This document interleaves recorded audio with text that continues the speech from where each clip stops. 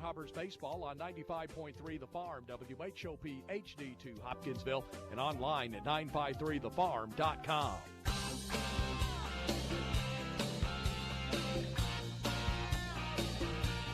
Hoptown Hoppers Baseball is on the air. This Hoptown Hoppers broadcast is brought to you by Hopkinsville Milling Company, Southern States Petroleum and Co-op, Hayes Furniture, Penneral Electric, Max Arnold & Sons, Raymond Nelson Insurance, Planners Bank, J. Schrecker Jewelry, Toyota of Hopkinsville, the Hoptown Hoppers, and All Clean Services and AKS Flooring and Design Center. Now let's head out to the ballpark for today's game. Good evening. Welcome to Hopkinsville High School's Tiger Field, where tonight the Hoptown Hoppers entertain the Madisonville Miners in the regular season finale of this OVL season. Thank you for listening. I'm Joe Wilson. With me, Colin Carruthers.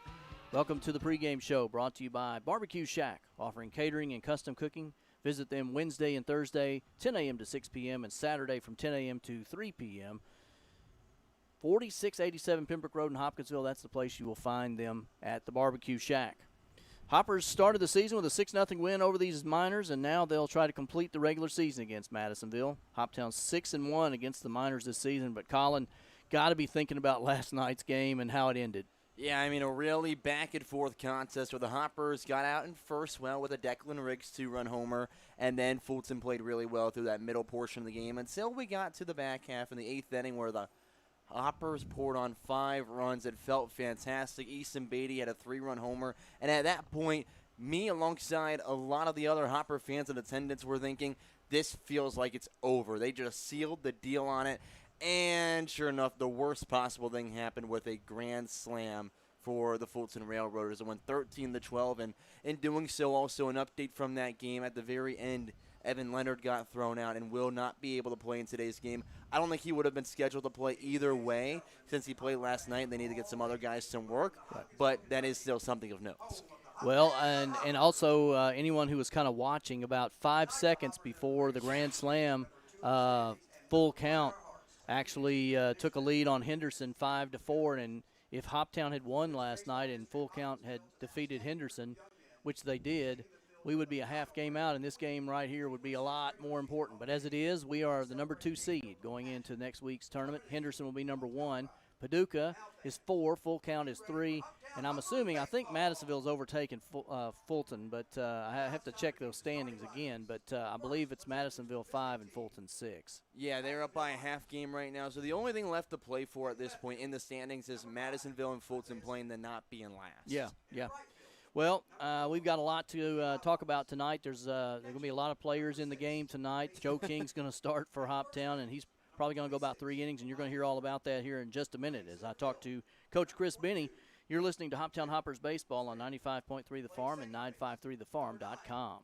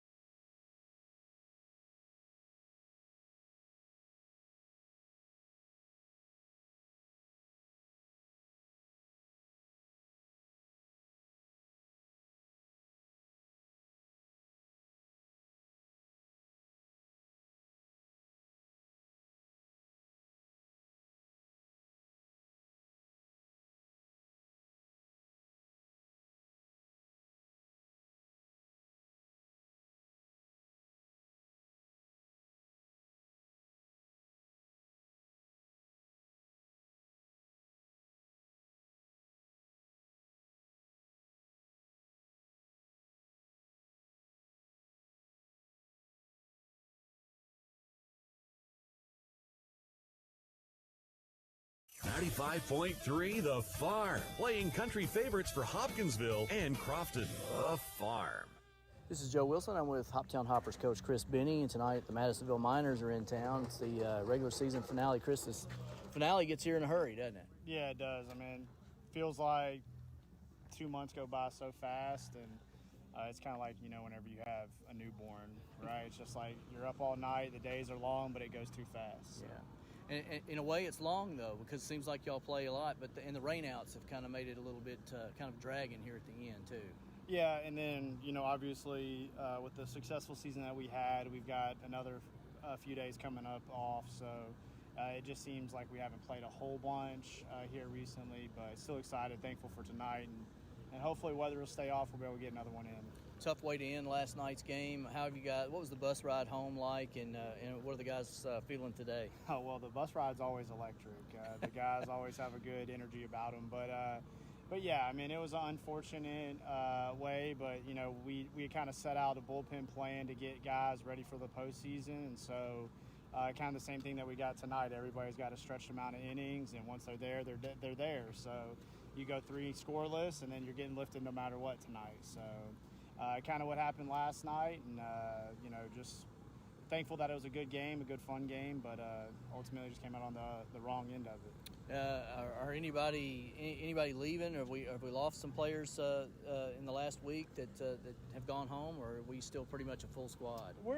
We're just under a full squad. A couple guys that had, honestly, they were half of the season guys that weren't going to stay for, into July, but ended up having so much fun, enjoying themselves so much here in Hopkinsville, they just decided they wanted to stay around. And so a couple guys that got some prior commitments that they got to go home and take care of. And then ultimately, school for a lot of these guys, and, once we win the championship, ideally, they're looking at probably about a week before they head back to school. So a couple guys that were expected to leave earlier but kind of hung on. And so nothing new, nothing surprising, if that makes sense. Well, tonight's Madisonville. You started the year with them with a shutout win, and they've kind of gotten hot here lately. Here in the last week or so, they're playing pretty good baseball. Yeah, and kudos to them. We had a good game with them the past couple weeks. A couple of them, a doubleheader they played really well in. So excited for tonight. Know it's going to be a good contest, and hopefully both teams stay healthy and get ready for the postseason. Who are you starting tonight? Tonight we'll start Joe King, left-handed pitcher out of Nashville. Currently right now at Arkansas Pine Bluff, D1 out of Arkansas. So excited for him. Again, he's going to be on an innings restriction as far as how many he's going to go tonight, but should see about 5 or 6 arms for us today. Okay. Coach, good luck tonight. Appreciate it. Thank you. All right. That's Coach Chris Benny of the Hoptown Hoppers. They get ready to take on the Madisonville Miners tonight. You're listening to Hoppers Baseball on 95.3 The Farm.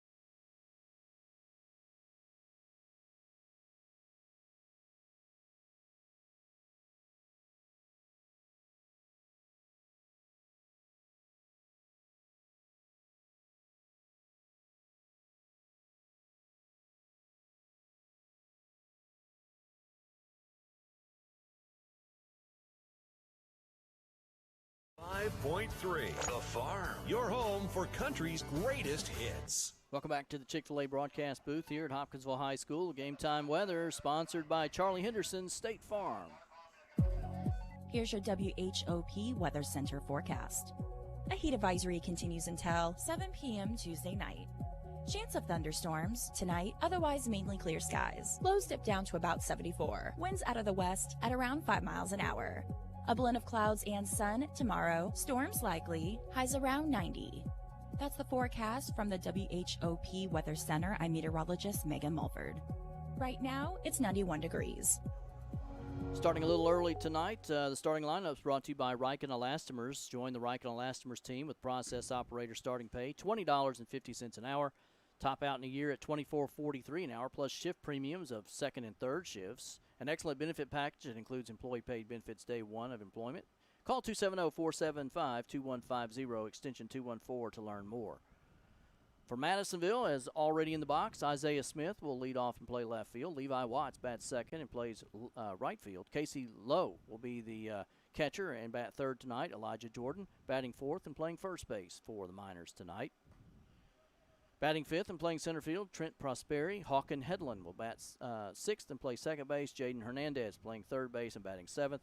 Mitch Minen is the DH tonight in the 8-hole, and Colin Holmes plays shortstop and bat ninth. The pitcher tonight for Madisonville is Wyatt Burris. For the Hoppers tonight, pitching is Joe King, and he's already in a 2-1 hole here to the leadoff batter. But Easton Beatty will lead off and play left. Mark Harmon will play right field and bat second. Jordan Akins will be the DH and bat third tonight. Miles Denton in the 4-hole playing third base. Declan Riggs is the first baseman batting fifth. Gavin Powell, former Hopkinsville High School star, batting sixth, playing shortstop.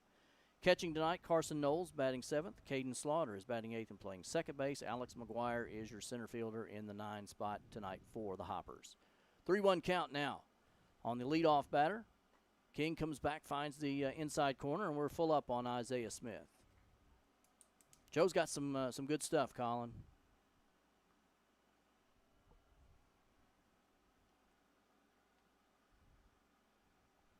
Smith standing in on the left side, lefty, and Smith goes up high. Smith chases, and there's one gone here in the first. One away.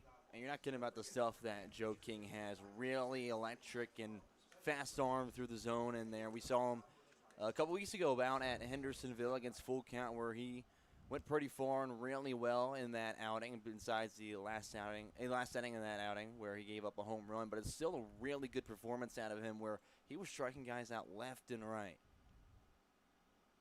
Joe pitched a little for us last summer.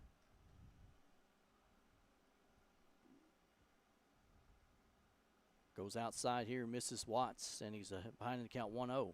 Definitely a guy you're happy to have back. Absolutely, especially this time of year. Comes high here, and it's 2-0. Hoppers will be off after tonight until, I think it's Friday night, isn't it, for the playoffs? Correct. So they'll get several days to rest as they wait to see who they're going to play.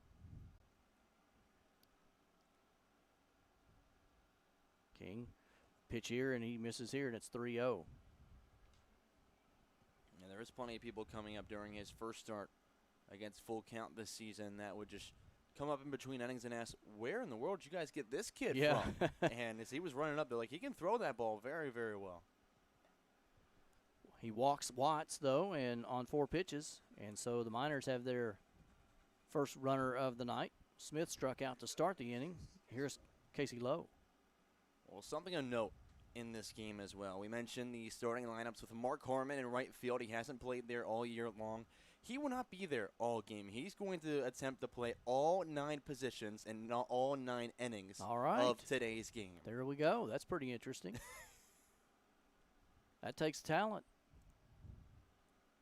King checks the runner at first, comes to a stop, and delivers a strike. And it's 0-1 now to Casey Lowe. There's plenty of the positions out there he hasn't played pretty much ever, is what he told me. And he said the story behind it was that when they showed up today, him and Connor Scheidt were just kind of messing around in the parking lot when he said, you know what, I'm going to play all 9 positions today in the game. And Connor was like, no, we should actually do that.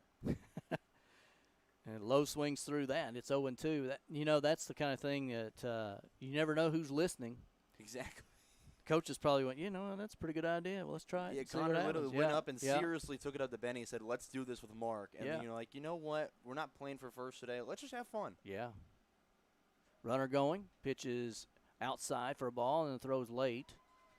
As Watts steals really off the pitcher there. Good jump. Pitch was outside, so it's 1 ball, 2 strikes now on Lowe. The runner moves down to second. Top of the first here. Hoppers and Miners, last regular season game of the 2026 OVL season. King looks in. This one's popped up over on the first base side. Riggs drifts over into foul territory, and he'll make the play. And there's 2 gone. So that's going to bring up Elijah Jordan. Okay, kudos to the jerseys tonight. Shirt off your back night here at Tiger Field, where all these jerseys that they're wearing will be auctioned off. And you know what? Once again, they look pretty fantastic. They do, yeah. Some of the guys were saying they're really heavy. They're kind of hot. That I would, not be shocked by. Yeah. They look warm. King misses inside on his first pitch. And it's 1-0 to Jordan. They look heavy, too. They got a lot of emblems alongside both the sides, the back, the front of the jersey. I'll tell you what, though. They are weighing it down. They are that's a sharp-looking jersey, I will say. King comes here, finds the strike zone, and it's 1-1. You know, I wonder if some of the guys on the other teams go, man, I wonder what the Hoppers are going to look like this tonight. Because it seems like every night there's a different jersey. Especially down the stretch here, absolutely. Yeah. And even with their regular jerseys, they got a good mix of them. Yeah. 1-1 the count. Fastball fouled off into the backstop. 1 ball, 2 strikes. 2 out here in the top of the first.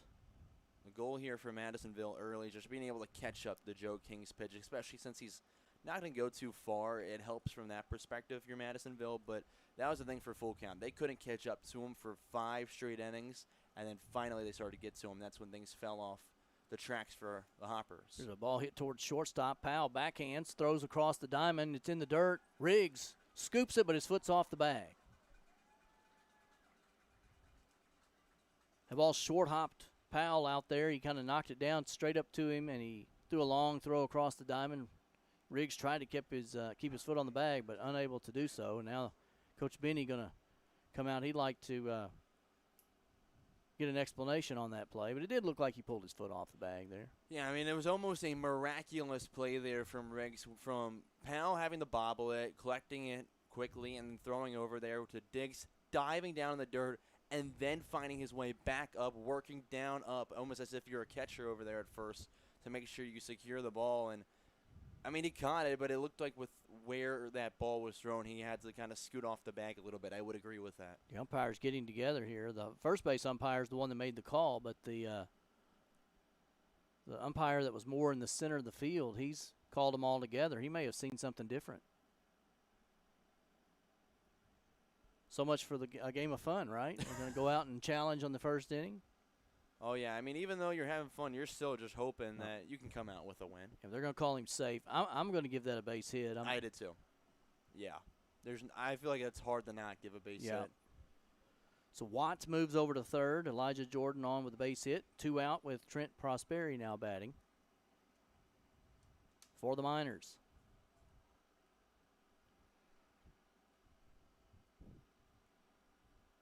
King checks the runner at first, delivers a pitch outside for ball 1 to Prosperi. The Hoppers 23-11 on the season.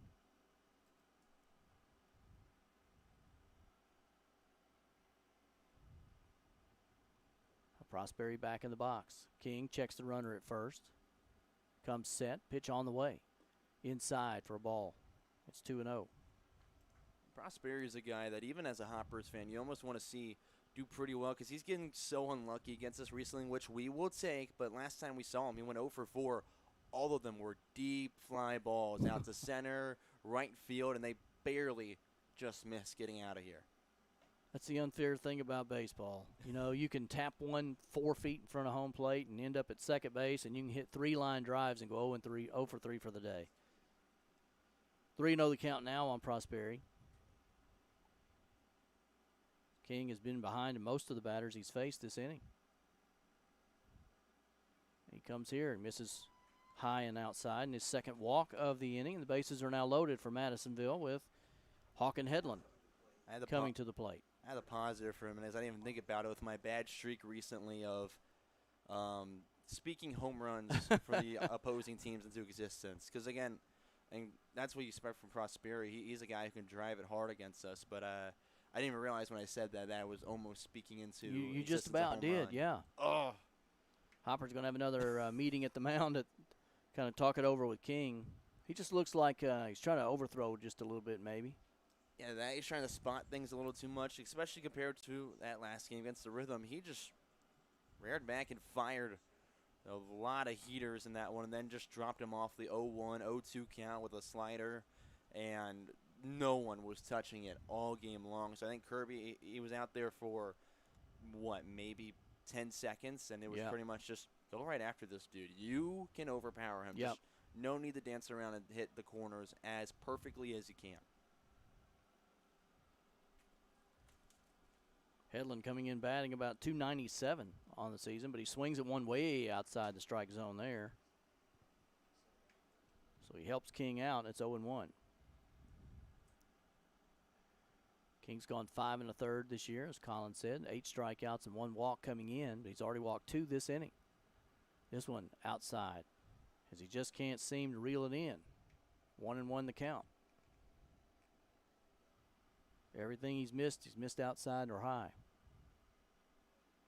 Bases loaded, nowhere to put them. With 2 out, pitch on the way here. This one's ripped into left field. There's 1 run in. Another run's going to come around to score. And Madisonville with a 2-run single by Headland, and it's 2-0 Miners.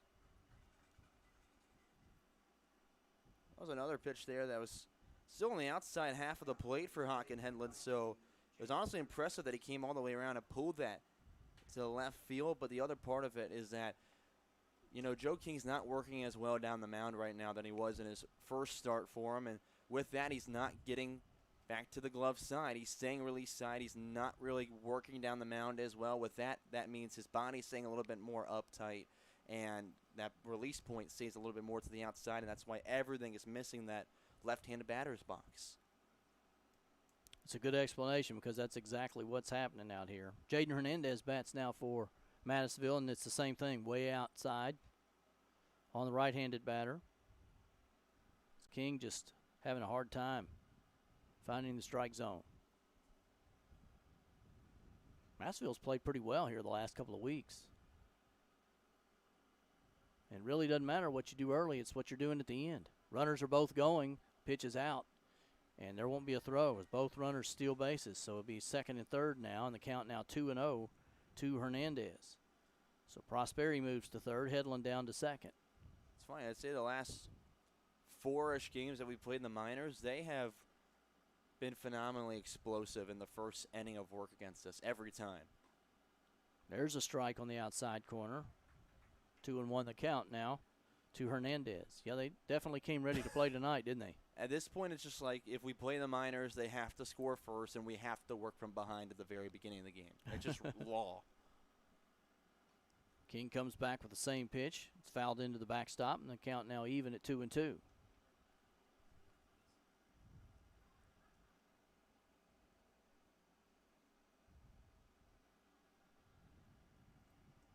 As we said, Hopper's locked into the number 2 seed for the tournament. Number 1 will be Henderson. King now 2-2 with 2 out. Deuce is wild on the board up there, Colin. Pitch on the way, inside, he got him. Hernandez tries to get it and cannot catch up, and that's going to do it. But Madisonville gets a couple of runs with a couple of hits as we check the Michael Venable State Farm scoreboard. After half an inning, it's Madisonville 2, and the Hoppers coming to the plate. Whether you're shopping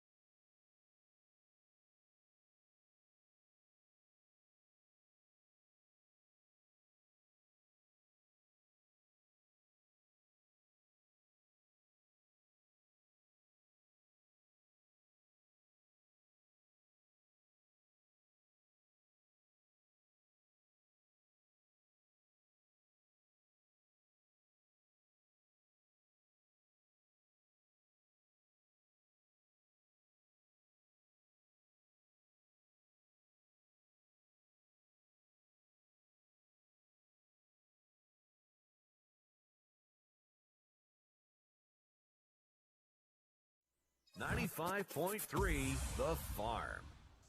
And we're going to the bottom of the first as Madisonville puts up 2 in their top half, and they lead 2-0. The Hoppers are going to send up Easton Beatty, Mark Harmon, and Jordan Akins here in their half of the first. Hopefully they can get some fireworks going. So speaking of fireworks, we've got some guys that are announced today as all OVL. Yes, sir. Got the all OVL team finally announced for the season. We can share with you the Hoptown members of this squad, including Zach Campton, who was listed as first team all infield for the OVL. We also have Evan Jacob listed as the DH for the OVL, and then 2 pitchers, Hudson Hamilton and Gage Montes, all awarded that OVL All-League honor. So congratulations to those guys. Absolutely. They've had terrific summers. Especially congratulations to Gage. He was a Christian County High School player. I don't remember too often one of the local guys making all OVL, but that it probably has happened. I just don't remember anything here recently. But congratulations to Gage for that and all the other. See, and I'm sure there's probably one or two names you could debate throughout this whole list, but Motts is one that you really can't make this list without. Right, I agree. He's pitched very, very well. He's been shut down in every single one of his performances. Beatty quickly ahead in the count 2-0 here as he's going against Madisonville left-hander Wyatt Burris. Throws a little off-speed offering there that Beatty swings over top of. And it's 2-1. Burris has pitched 24 innings. He's 0-1, 19 Ks, 8 walks with a 3.75 ERA. Comes back here, ripped down toward the third and past the diving third baseman down into the corner as it goes against the wall. And Easton Beatty with a leadoff stand-up double for the Hoppers. He just smacked that one right past Jaden Hernandez down there at third base. It got all the way to the wall, so Hoppers with a runner in scoring position already, and Mark Harmon batting. Beatty's feeling really good as of recently. He played well yesterday, had that 3-run homer, now starts off the game with a double, trying to respond to the 2-run top half of the inning. Really good look for the Hoppers right now offensively. Harmon starting in right field tonight.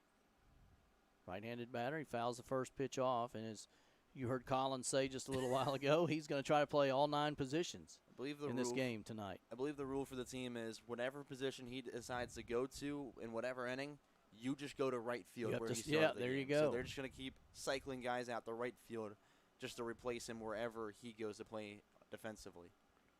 There's a little curveball that Harmon's going to get out to shallow left center, but the shortstop will back up and make the play there. It's Holmes. Makes a tough play on it. Harmon just muscled it out of the infield, but off the end of the bat, couldn't get it down. So one away for the Hoppers here. And here's Jordan Akins. And the neighbors better wake up over there over on Springmont Drive. He crushed one over the trees over here the other night. Be a good time for another one. Lefty on lefty matchup here. Curveball. Misses inside. And it's 0-1. Or sorry, 1-0. 1-0 the count. Really good run on that spinner right there, and he's got to go back to it at some point in this at-bat. In a left-on-left matchup, it's really hard for a guy to adjust and realize it's not going to hit you and still go after it. This one's hit up the middle. That's a base hit. Rounding third is Beatty. He's going to stop there as the ball wasn't hit too deep into, as it didn't get too far in there. But Akins muscles one into center field for a base hit. And runners on the corners now for the Hoppers with one out. Well, then Akins does the next best thing right there. He sees a fastball, and the very first fastball he sees, he drives up the middle. You see that slider come in, you realize you do not want to see that later because, again, just like I said, it's going to freeze you at one point unless you're all over and you're way ahead of the pitch. So you just have to take advantage of the fastball, and that's exactly what a smart hitter like him would do. I'd like to probably see him try to get to second here, wouldn't you, and try to take that double play out of the mix. But Miles Denton takes one on the outside corner for a strike.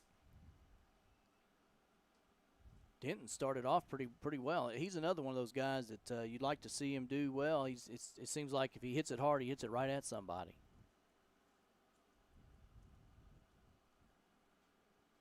King stays at first. Pitch is right down Broadway, and it's 0-2 now to Denton. Declan Riggs waits on deck for the Hoppers.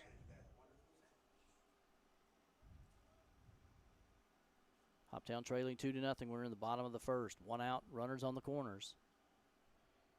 Burris checks the runner at first, delivers to the plate, in the dirt.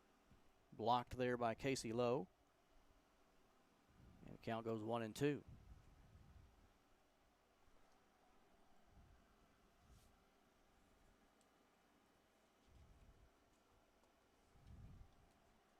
Good crowd here again tonight on this Saturday evening. If you're thinking about coming in, don't forget it's the jersey off their back. There's an auction going on right now. Stop in, put your auction in, and if you are listening on the radio, you can actually do that.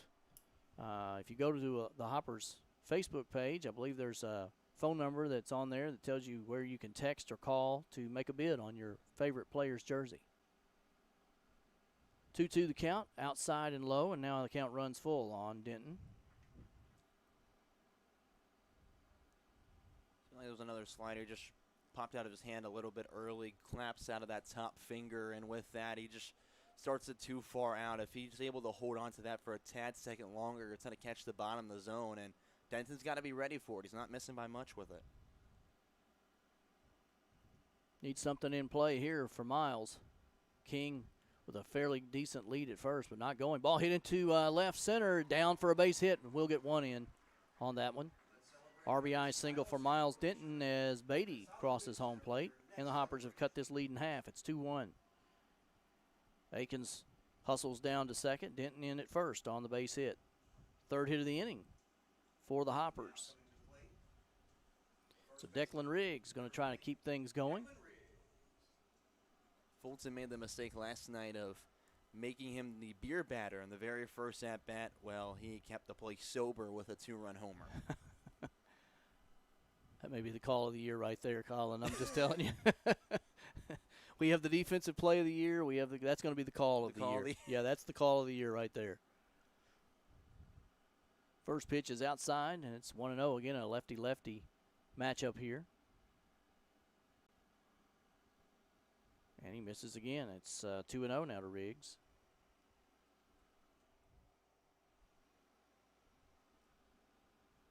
And we're going to get a visit from Madisonville's head coach now. They're going to come out and have a speakeasy with the infield and the pitcher.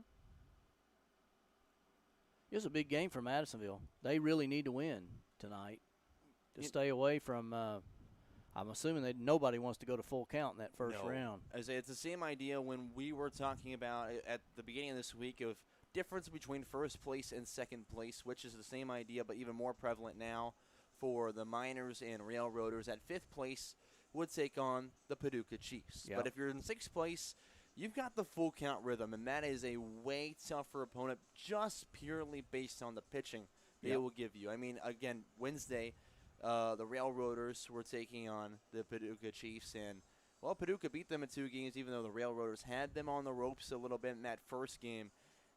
And the big part of it, again, is that while Paducah has some good offense, their pitching is not up to the size that full count has, and that's a really tough task in a series. It is, and it's a tough place to play. If you've never been there, full count's a tough place to play. So the visit's over. 2-0 the count on Riggs. Let's see if that'll help out Burris at all. And first pitch is outside, misses, and it's 3-0 now. So that didn't help much, did it? No, not at all, which I cannot complain much about right now. A walk here will load the bases. Hoppers trail 2-1. King takes off for third, and ball is outside. So he does walk him. So not a stolen base. It's a walk, so it's bases loaded now for the Hoppers. And up comes Gavin Powell. And Gavin has really hit the ball well. Former Hoptown Tiger. Has played really well since he's joined the Hoppers, and now they're going to come get Burris. Madisonville not wasting any time here. Burris's day's done. You can tell they're really searching for this win at this point. They're not messing around trying to get that 5 seed and secure it. So we're going to take a quick break as Madisonville makes the pitching change as we check our Michael Venable State Farm scoreboard. It's Madisonville 2, Hoppers 1, but the Hoppers have the bases loaded. You're listening to Hoptown Hoppers Baseball on 95.3 The Farm.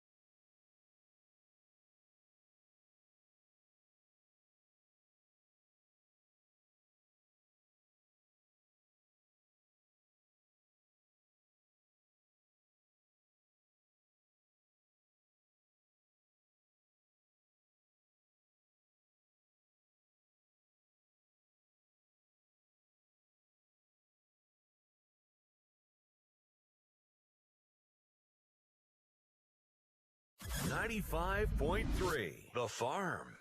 All right, we got a pitch and change already here in the bottom of the first from Madisonville, and you said Pearson Mendewick? Yes, Pearson Mendewick out there now, a righty who actually made his debut this summer with the minors against the Hoppers earlier this week, and let's say the very first at-bat did not go his way. He faced Jordan Akins, who had his first home run of the summer to right field against Mendewick, and that's how he got started and eventually took on the loss in that 9-5 victory for the Hoppers. I don't think I would want my first pitch of the summer to be against Jordan Akins. No. I'm just saying. I definitely would not. Yeah. Especially when, it's a right-on-left matchup right. with it. Akins batting from the left side, and when he turns on one, he cranks it. So Gavin Powell, former Hoptown Tiger, at the plate here with 1 out, bases loaded. Hoppers trail 2-1. We're in the bottom of the first. Been a long first inning here. Curveball misses high. So Powell out in front here in the count.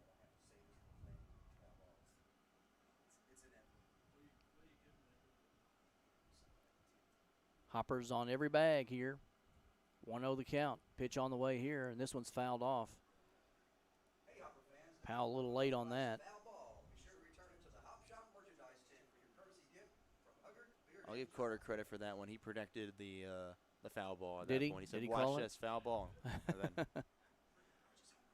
He's 1 for 1. Mendewick's pitch here is high. They're going to throw back to first behind the runner. Riggs dives in safe. He got picked off the other night like that. Yeah.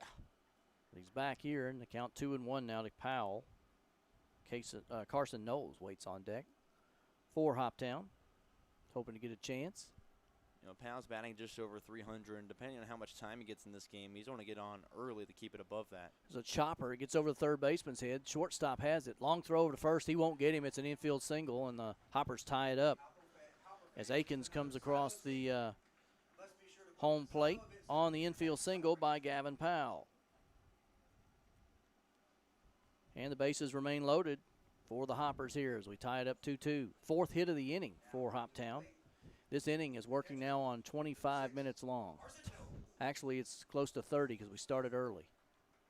Good morning, everyone. Yeah. Good evening and good night. First inning alone. I mean, this is like last night. Again, the Miners brought up 7 batters. Now we have with Knowles. Yep. Curveball misses high here. Madisonville had 2 in the top of the first. Hoppers come back with 2, and they still have bases loaded with 1 out. And similar last night where we brought up 5 batters in the first inning, and Fulton brought up 7. Infield is in on the corners, but they're going to drive one here as Knowles gets one into left field. That'll make the Hoppers with their first lead of the night as Denton crosses the plate on the base hit.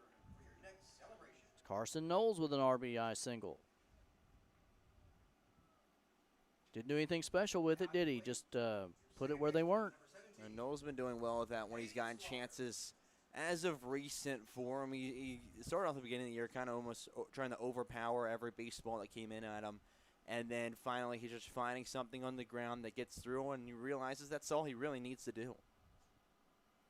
So base is still loaded. Hoppers lead now 3-2, and here's Caden Slaughter playing second base tonight. Again, the Miners have the first and third in at the grass. Playing back at second and short, hoping for the double play ball. Pitch on the way here is popped up. It should be in play. First baseman calling everybody off, and Elijah Jordan makes the play. There's 2 gone here for the Hoppers in the first. Alex McGuire will bat with 2 out and bases loaded for Hoptown. We said it the other night when they were playing against Henderson, they left bases loaded in the first and second, and we said if you don't get those runs in, it will come back to get you. Sure enough. And it did. Can't leave runners on. You can't give free bases. Not in this league. Mendewick's pitch there is high for ball 1. McGuire had a really good night last night. His best of the season, went 2 for 5, and he should have been 3 for 5, but that low 9-3 ground out got him, but had 2 RBIs with a single and a double. Here, that one's popped up. And that one's going to get out of play.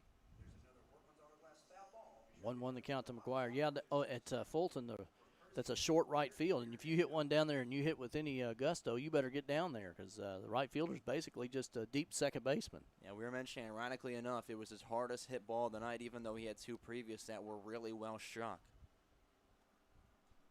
1-1 to McGuire, 2 out, bottom of the first. Pitch is blocked nicely at the plate there by Lowe. That one, lucky it didn't get to the backstop.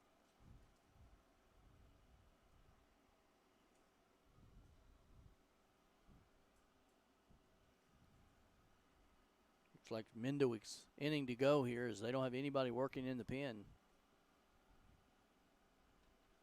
And he delivers here. Ball's hit towards second.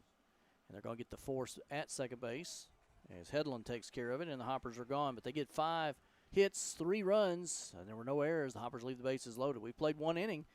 We check our Michael Venable State Farm scoreboard. It's Hoptown 3 and Madisonville 2. Back with more Hoppers baseball after this.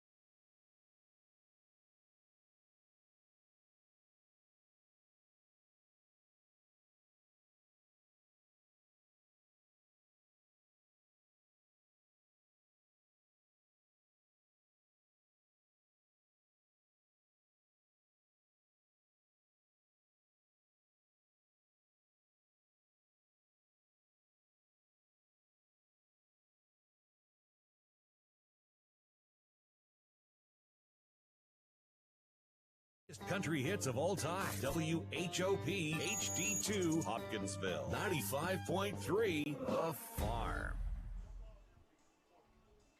Welcome back. We are here at the Chick-fil-A broadcast booth. And Hoppers lead Madisonville 3-2. It was a 34-minute first inning. Yeah, really. We're going to be here a while. Yeah. Hope you guys, if you're out on the back deck and enjoying beverage or whatever you're doing, yeah, you might want to go get you another one. We're going to be here a while. Of note as we enter the second inning now is that Mark Harmon has moved to his second position. He'll be over at first base now. All right, I see that over there, yep. That also means that Declan Riggs is going to play right field as well, which is going to be very fun to watch. Ball always finds you too, you know it. I need some more plays to Harmon in this one. I want him to be the magnet wherever Wouldn't he that be something? Oh, please. We were talking to Carter Ross before the game, and, of course, him and Mark are teammates at Midway, and we were both saying whenever he goes out to center or at third, we're just hoping that he gets some awkward play out there that he's gonna make. Because, come on, you can't have fun with this without having a few balls hit your way. That's absolutely true. Mitch Minan will lead off for the Miners here, the 8th man in their lineup. He'll be followed by Colin Holmes, and then back to the top with Isaiah Smith. Joe King remains on the hill for the Hoppers. Had a long break there between innings. Misses inside on his first pitch. And it's better than what that first inning was, missing outside, and now you just got to find that happy medium, and you're going to be blowing the doors off guys. Comes back with one right there. I don't know where that one was. Even the batter thought that was a strike. 2-0 the count. And it could be that he's been so out and about that that it could have fooled the umpire with that. 2-0 the count now. And this pitch also misses. King not very happy. He thought both of those were strikes. I can't argue with him. I think he's right. But I'm not wearing blue. Nope. I'm up here. 3-0 the count. To Minan. King has to come back, and he misses here on a 4-pitch walk. That's his third walk of the ball game. So Minan leading off here the second for Madisonville, and that'll bring up Colin Holmes. That's very different than that start in Hendersonville for Joe King, guys weren't getting on, period, against him in general, besides that 6th inning where they finally got someone on and hit that 2-run homer. He wasn't walking dudes. He was going right after him. And again, it was about getting down and not staying so upright when he planted that stride foot. Misses high here again, so he's thrown 5 straight out of the strike zone. Yeah, something's just not feeling right with that fastball for King, and I truly do think it's that upper half. Well, it starts with the lower half, of course, when getting down the mound, and that brings the upper half down with you. Finds the strike zone there on the inside corner, and it's 1-1 to Holmes. There it is. I thought the first pitch he threw this inning was right there, but yeah. So 1-1 the count. Not much of a lead over at first base for Minan. Doesn't look like he's going anywhere. This pitch misses outside. It ran out there, and it's 2-1. Crowd's starting to get a little restless, hoping for some strikes here.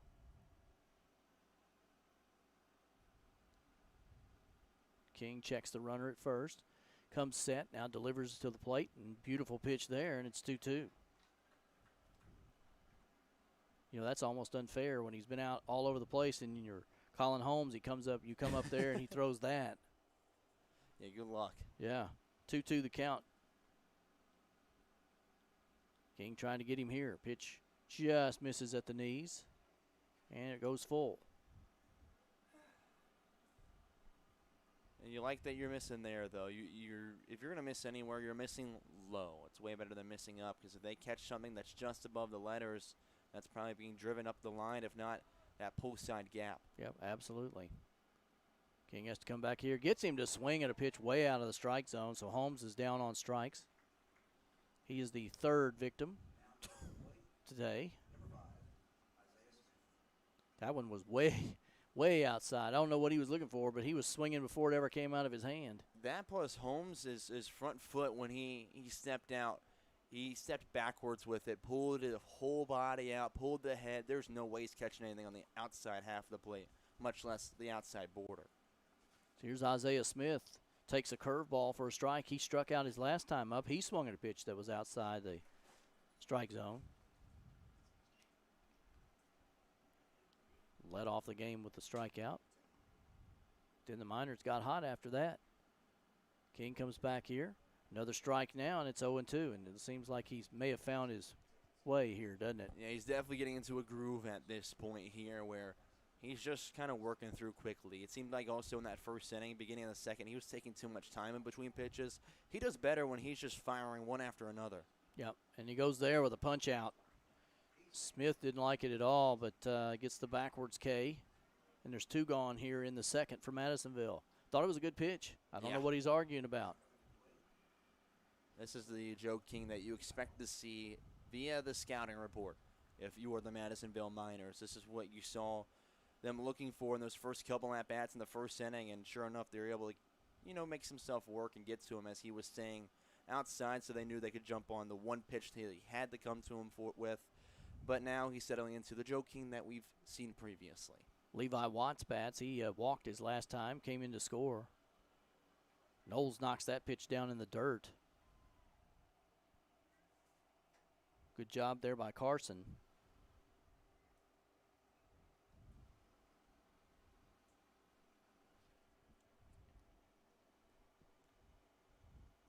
Watts comes in batting .264 on the season. Right-handed batter. King checks the runner at first. He comes set. Taking his time. Now delivers to the plate. Runner will go. Swing and miss. The throw down to second is not in time.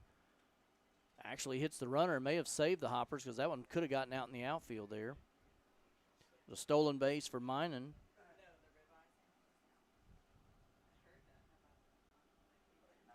I believe he swung at that, so it's going to be 1-1 on the count for Watts. But Madisonville with the potential tying run at second base. Casey Lowe waiting on deck for the Miners. But right now, we got to deal with Levi Watts. He swings at one there. He goes golfing. And it's 1-2. Watts has had a really improved back half of the season, especially even this week. He has continued to climb and climb with his average. And again, when we saw him last week, it was sub 100. Now he's, above 250. And got him on the punch out there as King came with the backdoor curveball there and got him looking. So 3 straight strikeouts to end the second inning for Madisonville. No runs. They had no hits. They left a man on. We have played an inning and a half. So we check our Michael Venable State Farm scoreboard. Hoppers 3, Miners 2. Back with more after this.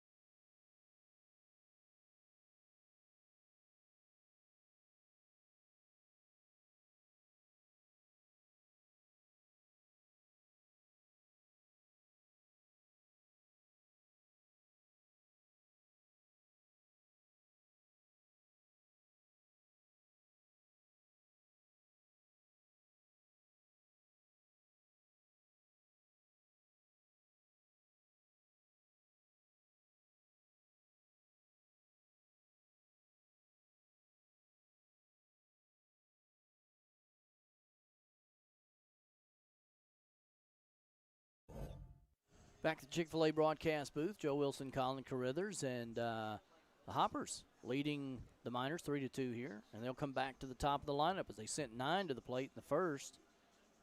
And so Easton Beatty, Mark Harmon, Jordan Akins will bat.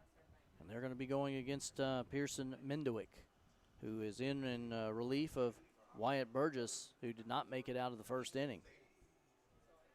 Now, it's the second time around. What do you think, Colin?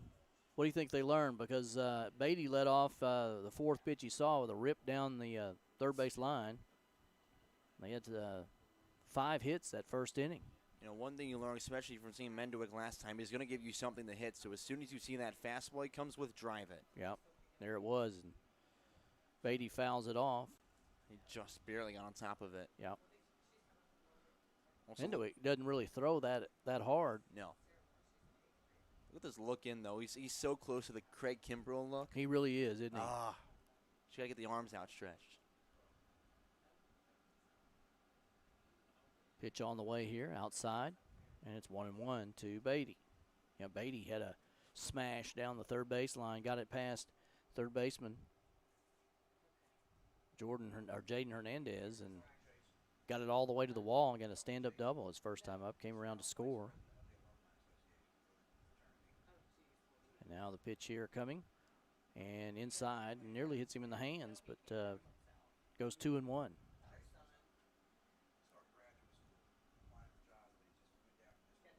Saturday night's all right for Hoptown baseball. Is a good crowd here tonight. It has been all year long. Jersey off your back night. Beatty, that one came up in tight and he couldn't lay off, and it's 2-2 the count. It's been those and the curveballs that have been eating him alive this summer. When he starts to go around and realizes he, would like to hold up, he just can't really stop before he's already 360 around. So 2-2, and he watches one high there, and it's full count now to Beatty as he leads off here at the bottom of the second inning for the Hoppers. Hoptown 23-11, number 2 seed in the OVL standings. Madisonville needs a win to stay out of the cellar.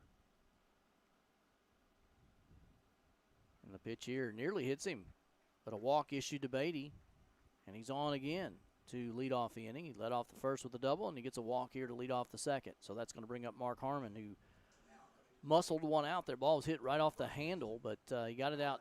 But the shortstop, Colin Holmes, made a nice play on him. So he's already played right field and first base tonight. So I wonder where he'll go next. I literally have no idea. It's whatever he chooses. Besides, I think my prediction is that the 8th inning he'll catch, and the 9th he will go out and pitch the final inning of work. Sounds probably about right. So Mendewick had this ball hit down third, and it is a fair ball. It went just over the bag, right on the chalk. Good job by the left fielder, Isaiah Smith, to get over and cut that off and get it back in the infield. But Harmon, first pitch sees, he gets a base hit down the third base side. And there's runners on first and second. Hoppers with 6 hits now in the ball game, and one of those belongs to this man, Jordan Akins. Got a base hit up the middle. Back in the first inning. Again, that's all you need, especially when you know Mendewick's going to give you a fastball for a strike at least once, if not twice per at-bat, and you're going to string together and make it an ugly night for the Miners. Mendewick's pitch here, ripped into right field, and that's down. That's going to be extra bases. 1 run will come around to score. Akins chugging into second base. Over to third goes Harmon, and the Hoppers get another run on the board on a double by Jordan Akins. Man, he is just absolutely tattooing the baseball right now. Monster at the dish. He's been so consistent. That first game, was kind of just, getting off some rust, working out of the woodworks a little bit, and he didn't get on with a hit.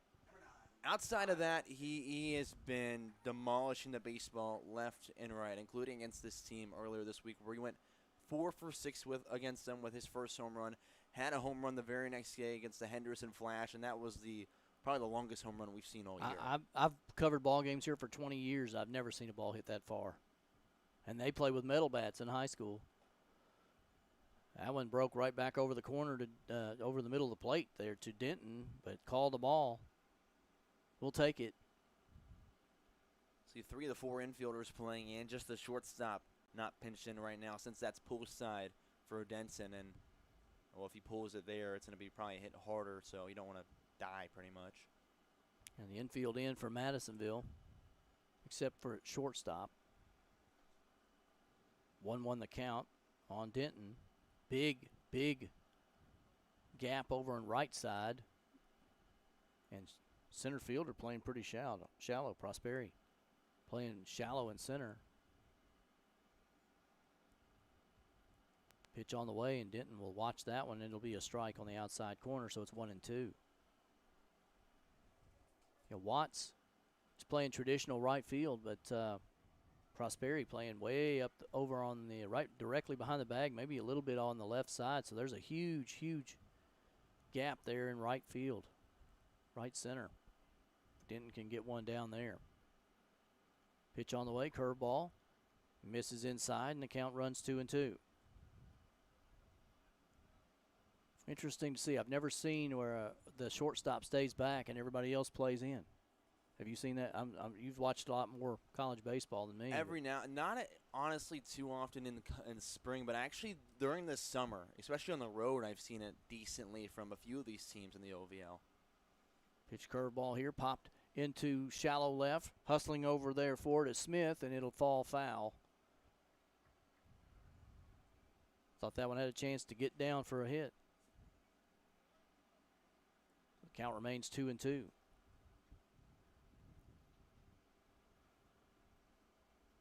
That may be why they're playing the way they are. Yeah, I think the thought is, especially with Denson being a righty, if it goes pull side to the shortstop, if it's hit to him, it's either going to be hit well to the point where there's no point of him playing in, or if it's a soft roller, it's going to be in a spot where they weren't going to make a play on it anyways. Why play that far in? I guess that's the thought process. I don't know if I agree too much with it, but that's got to be the only thing that works there. 2-2, no out here in the bottom of the second. Hoppers with runners on, and there's a strikeout as Denton swings and goes down for the first out of this bottom of the second. Harmon remains at second, or at third. Akins is at second. Beatty's already scored this inning.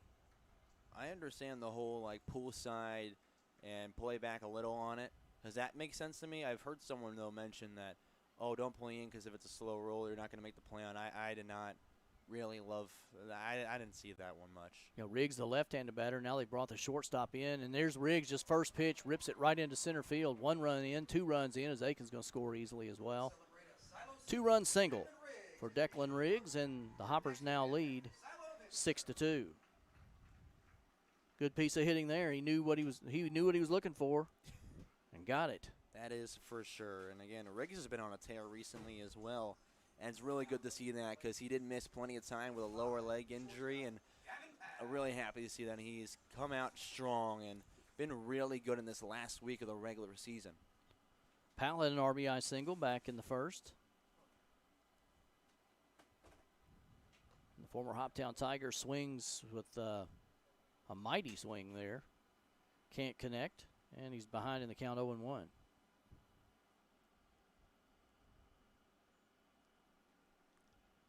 Gavin's put about 3 inches. He's about 3 inches taller than he was last year when he graduated high school, and he has absolutely hit the weights too. I'll tell you what, he's a much thicker kid than he was when he left here in high school. It's a pretty nice thing when you can grow some more in college. Usually that doesn't happen too much. Yeah. 0-2 the count here outside, and it's 1-2. Yeah, I saw him and I thought, well, that looks like Gavin. But then then I realized, man, he is. The basketball team wished they'd have had him. Yeah, fair. He's up. I think he's about 6'3" standing right now. Behind in the count 1-2. Pitch here is fouled off. He's hanging in there. As my buddy Stevie Tucker would say, like a loose tooth. I like that. I like that. Yeah.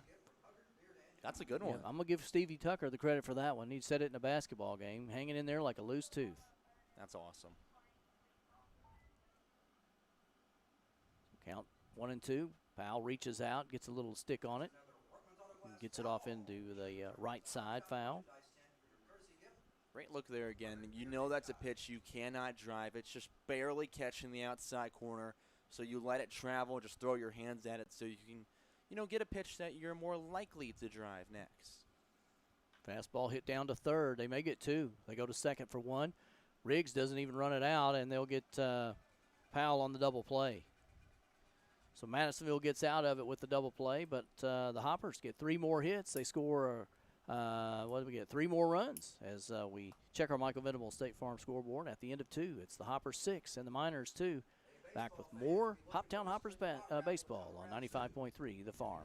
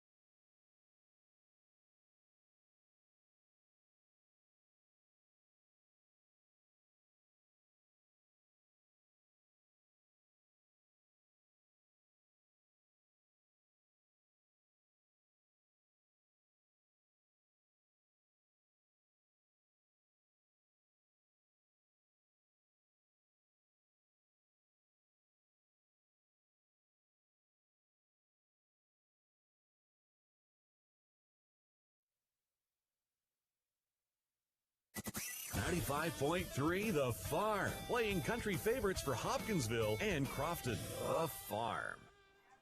And we're back here at the Chick-fil-A broadcast booth, and apparently we were off the air for some time there, Colin. I'm not sure how long, but in case you missed it, the Hoppers get 3 more in their half of the second. They lead at 6-2.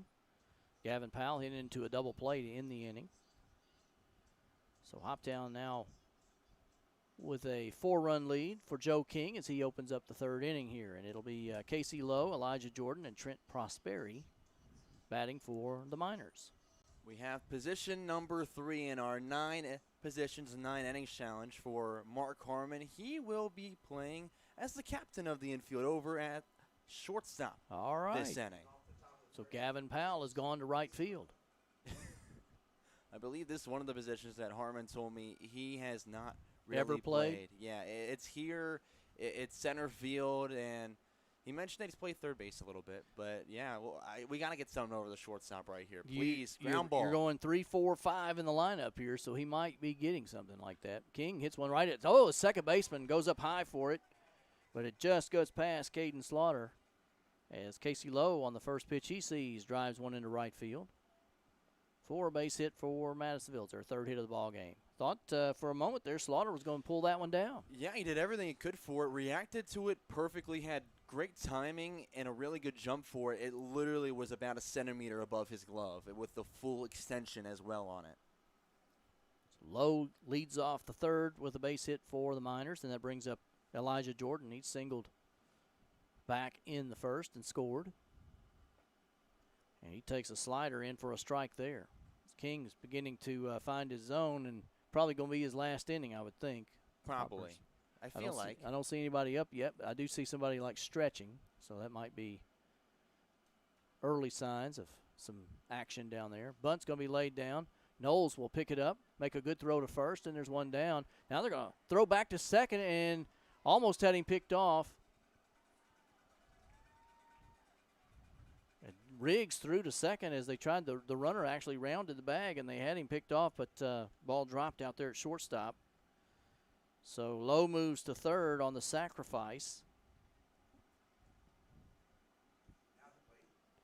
He rounded second hard because the third baseman, Miles Denson, came crashing in, and no one was covering a third. So he started to go around thinking, oh, I've got an open base until Denson came back, and that's when he realized I can't go easily. And he was too far off the bag. That's why Riggs went back towards second to try to grab him before he could go back safely. So one away now for the Miners. Ball bounces away from Knowles, but not far enough for Lowe to take advantage. Trent Prosperi, the batter for Madisonville, he walked his last time up, was left standing at third base. Back in the first. King struck out 3 batters in the second inning, 2 in the first. But in between, he's walked several, and Madisonville has 3 hits. King comes back here, and that one's fouled back into the screen, and it's 1-1. Joe can really get the ball up there in a hurry. Yes, he absolutely can. I mean, the velo is unmistakably something that you notice when you watch him for the first time, the third time, whatever it may be. 1-1 the count. Stitches here. He's behind home plate, trying to distract everybody that he can, doing his job. Pitch on the way, swing and a miss. Prosperi must have been looking at him. 1-2 the count.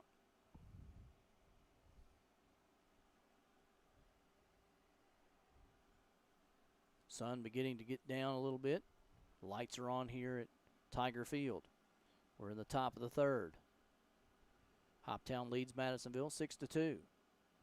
King rears back, throws this one right in there for a strike.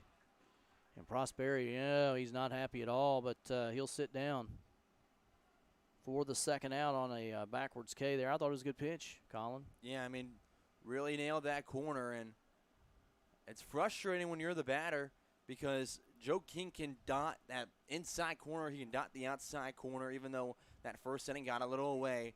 Everything we've seen since is shown that he's very direct with his pitches, and that off speed can be gorgeous for him. That it's really hard to read. First pitch in the dirt here to Hawken Headland, and Carson Knowles knocks it down, keeps it in front. And they had to warn the Madisonville dugout there. They did not like that call on Prosperi. They have been warned. So 1-0 the count now to Headland. Runner on third. King trying to keep the Miners off the board here. Delivers to the plate. This one's ripped towards shortstop. Here's Harmon. Off the one hop. Throws to first. How about it? He hadn't played there, you say? Well, he says, watch this. 3 gone here as Harmon takes a shot down there at shortstop off the one hopper. Makes a perfect throw to first. And as we check our Michael Venables State Farm scoreboard, we go to the bottom of the third. Hoppers lead 6-2. You're listening to Hoptown Hoppers Baseball on 95.3 The Farm.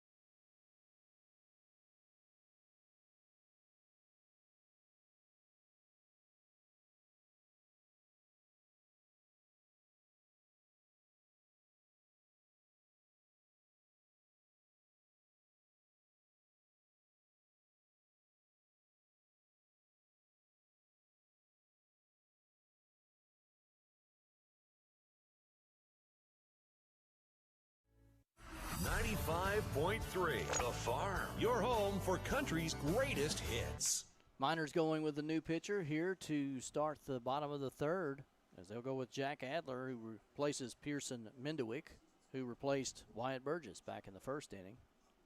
Hoppers do have someone up in the pen, and as you heard during the pregame, Coach Benny say he was going to go 3 innings with Joe King, and then after that, he's going to get some people in and give them some time. Of course, your big story of the night, Mark Harmon. Yes, of course. And Mark just made a play. He said he hadn't played shortstop forever. He just took a smash and makes the play at first base like he'd been there forever. Yeah, it wasn't a soft one. That was hit pretty well to him. It sure was. Carson Knowles leads off for the Hoppers here in the bottom of the third. He'll be followed by Caden Slaughter and Alex McGuire. I believe warming up down there is Carter Ross. And the big thing right now, especially with taking a week off before the postseason, just get the guys reps and keep them warm until then. I agree. Ball's popped into right field. Coming over and making the play is Watts. That was a routine as routine can be. He barely had to move on that can of corn, and so Caden Slaughter will bat now with 1 gone. Caden flew out, popped out over at first base back in the first inning. And he swings at this one and misses. Little off-speed pitch there. And he was way ahead of that one. Could not stay loaded in the back hip long enough and just flailed his hands at one that was way outside. This pitch is hit into center. Nope, right. Oh, the shortstop comes over and makes a good play there. Holmes playing deep at short, came over and snagged that line drive. Thought it was going to get down for a base hit. Slaughter robbed of a hit. That was another one. Slaughter may have been a tad early on, but he was able to drive his hands all the way through that baseball, follow through with the swing, and again, that's why he kind of got it to that pull side of second base. And sure, if it's a little bit closer in, then he drives it out to center, but it was a better swing that time. Ball popped up, first pitch from McGuire. It's going to get out of play. About to say strike one to McGuire. If that was caught, we were done with in 4 pitches with yeah, that inning. How about that? The exact opposite of what we've seen so far. Right. Collins going to call the next few innings after this one. So he's ready. Here's a ball hit into center by McGuire, and it will get down for a base hit right in front of Prosperi. So McGuire now with a base hit. And the Hoppers have 9 hits through 2 2/3 innings already this game. We've seen some good offensive explosions from them this year, but as of recent, I feel like this has been the best that we've seen so far from them. And just about every hit's been right up the middle. Yeah. That's all you're looking for. Sure, there's situational hitting. You like to go right field. Maybe you're trying to pull one, but up the middle is all you're trying to do. Drive that ball right where it came from. Easton Beatty batting now for the 3rd time tonight. He doubled his first time up. Down the third base line, he walked. He scored 2 runs tonight. Easton starting to cook a little bit here at the end of the season. That one runs inside, nearly hits him. And count runs 2-0.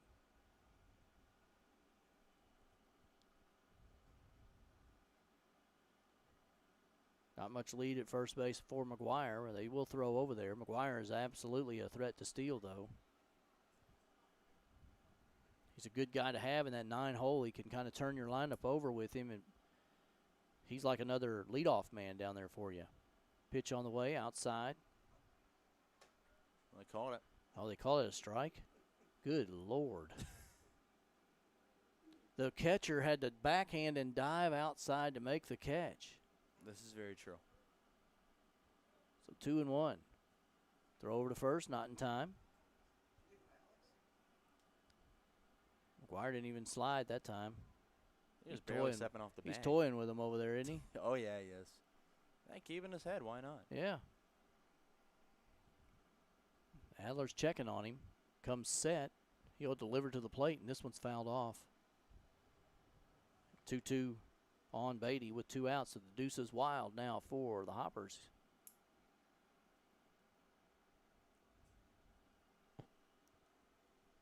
How about the play of Ace all summer, too? We haven't called his name at all, but Ace has been, the bat boy has been spot on every time they needed him. Shout out Ace. Runner going inside, it actually hits the batter. So Beatty plunked on the elbow. Now they're going to ask. I think Beatty stuck his elbow out there, to be honest with you. So we're going to see what they say. Saw it, I will say. Field umpires in our past 3 games have not caught much. Yeah. Including when we've tried to appeal some tag-ups. And yeah. I would be almost surprised if they saw it, but it did kind of look like he leaned into it. Yeah, he stuck that arm out there. Pretty lengthy discussion going on out there between the 3 umpires. We'll see what happens. But don't be surprised if they send him back. Nope, giving him first base. Hit by pitch. Take what you can get. Sure will. So McGuire down to second. Beatty at first. And here's Mark Harmon with 2 out. 1 for 2 tonight and scored a run. Adler needs a baseball. The most important part of the game. The most important element. You got to have a baseball. You don't have it. We're going to play invisible baseball. That's right. So here's Harmon into the box now. Chance to drive in a run. This one's hit into right. It's down for a base hit. Will they score one? Rounding third. Here comes the throw home. It's going to be a close bang-bang play, but in on the score is Alex McGuire on the RBI single from Mark Harmon. Boy, Mark is doing it all tonight, isn't he? Absolutely, and again, you go back to that hit-by-pitch call that the Madisonville dugout was certainly not pleased with whatsoever, and it comes back to bite you as he stands on third, and that brings in another run as they trail now by 5. 10th hit of the ball game for the Hoppers. 2nd for Harmon tonight. I like this baseball. I do too. Let's keep playing with it. Aikens swings through that one. Jordan is 2 for 2 tonight with an RBI. A double and a single. Runners on the corners for the Hoppers. They lead 7-2 here in the bottom of the 3rd. Adler pitching for Madisonville. This one in the dirt. And the count runs 1-1.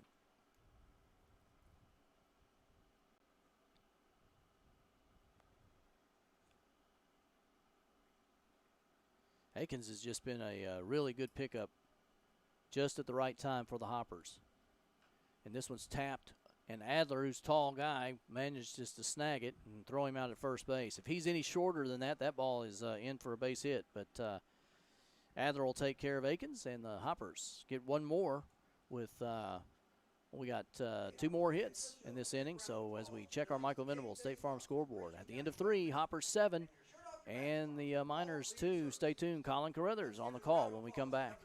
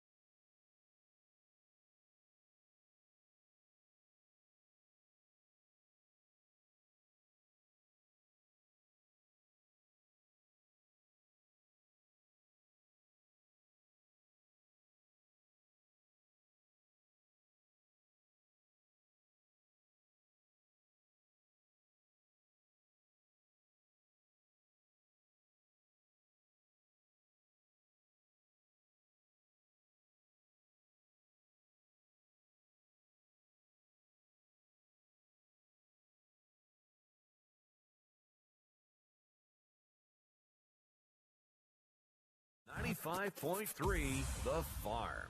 Welcome you back here in the Chick-fil-A broadcast booth for the top of the 4th inning. Hoppers 7, Madisonville Miners 2. As there's a new pitcher out on the mound, it's going to be Carter Ross taking over the duties for Joe King, but maybe even more interesting for you as we continue. 9 positions in 9 innings. Mark Harmon flips to the opposite end of the middle infield. He'll be taking over second base, meaning Caden Slaughter will now go out to play right field. It'll be 7, 8, 9 due up in the order to face Carter Ross, who we actually haven't seen get that much work as of recently, so got to get out there and stay fresh at this point.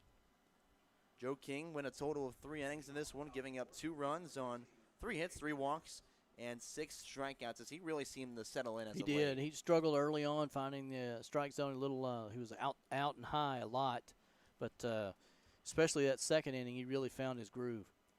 So Jaden Hernandez leads things off in this right-on-right matchup as Corneros will work from the stretch, and the opening pitch of the inning is underway. First one misses and goes all the way to the backstop.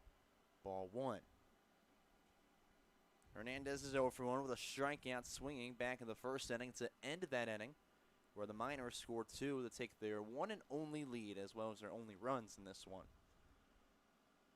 Ross will kick and fire from the belt. That's a fastball right down Broadway for strike 1.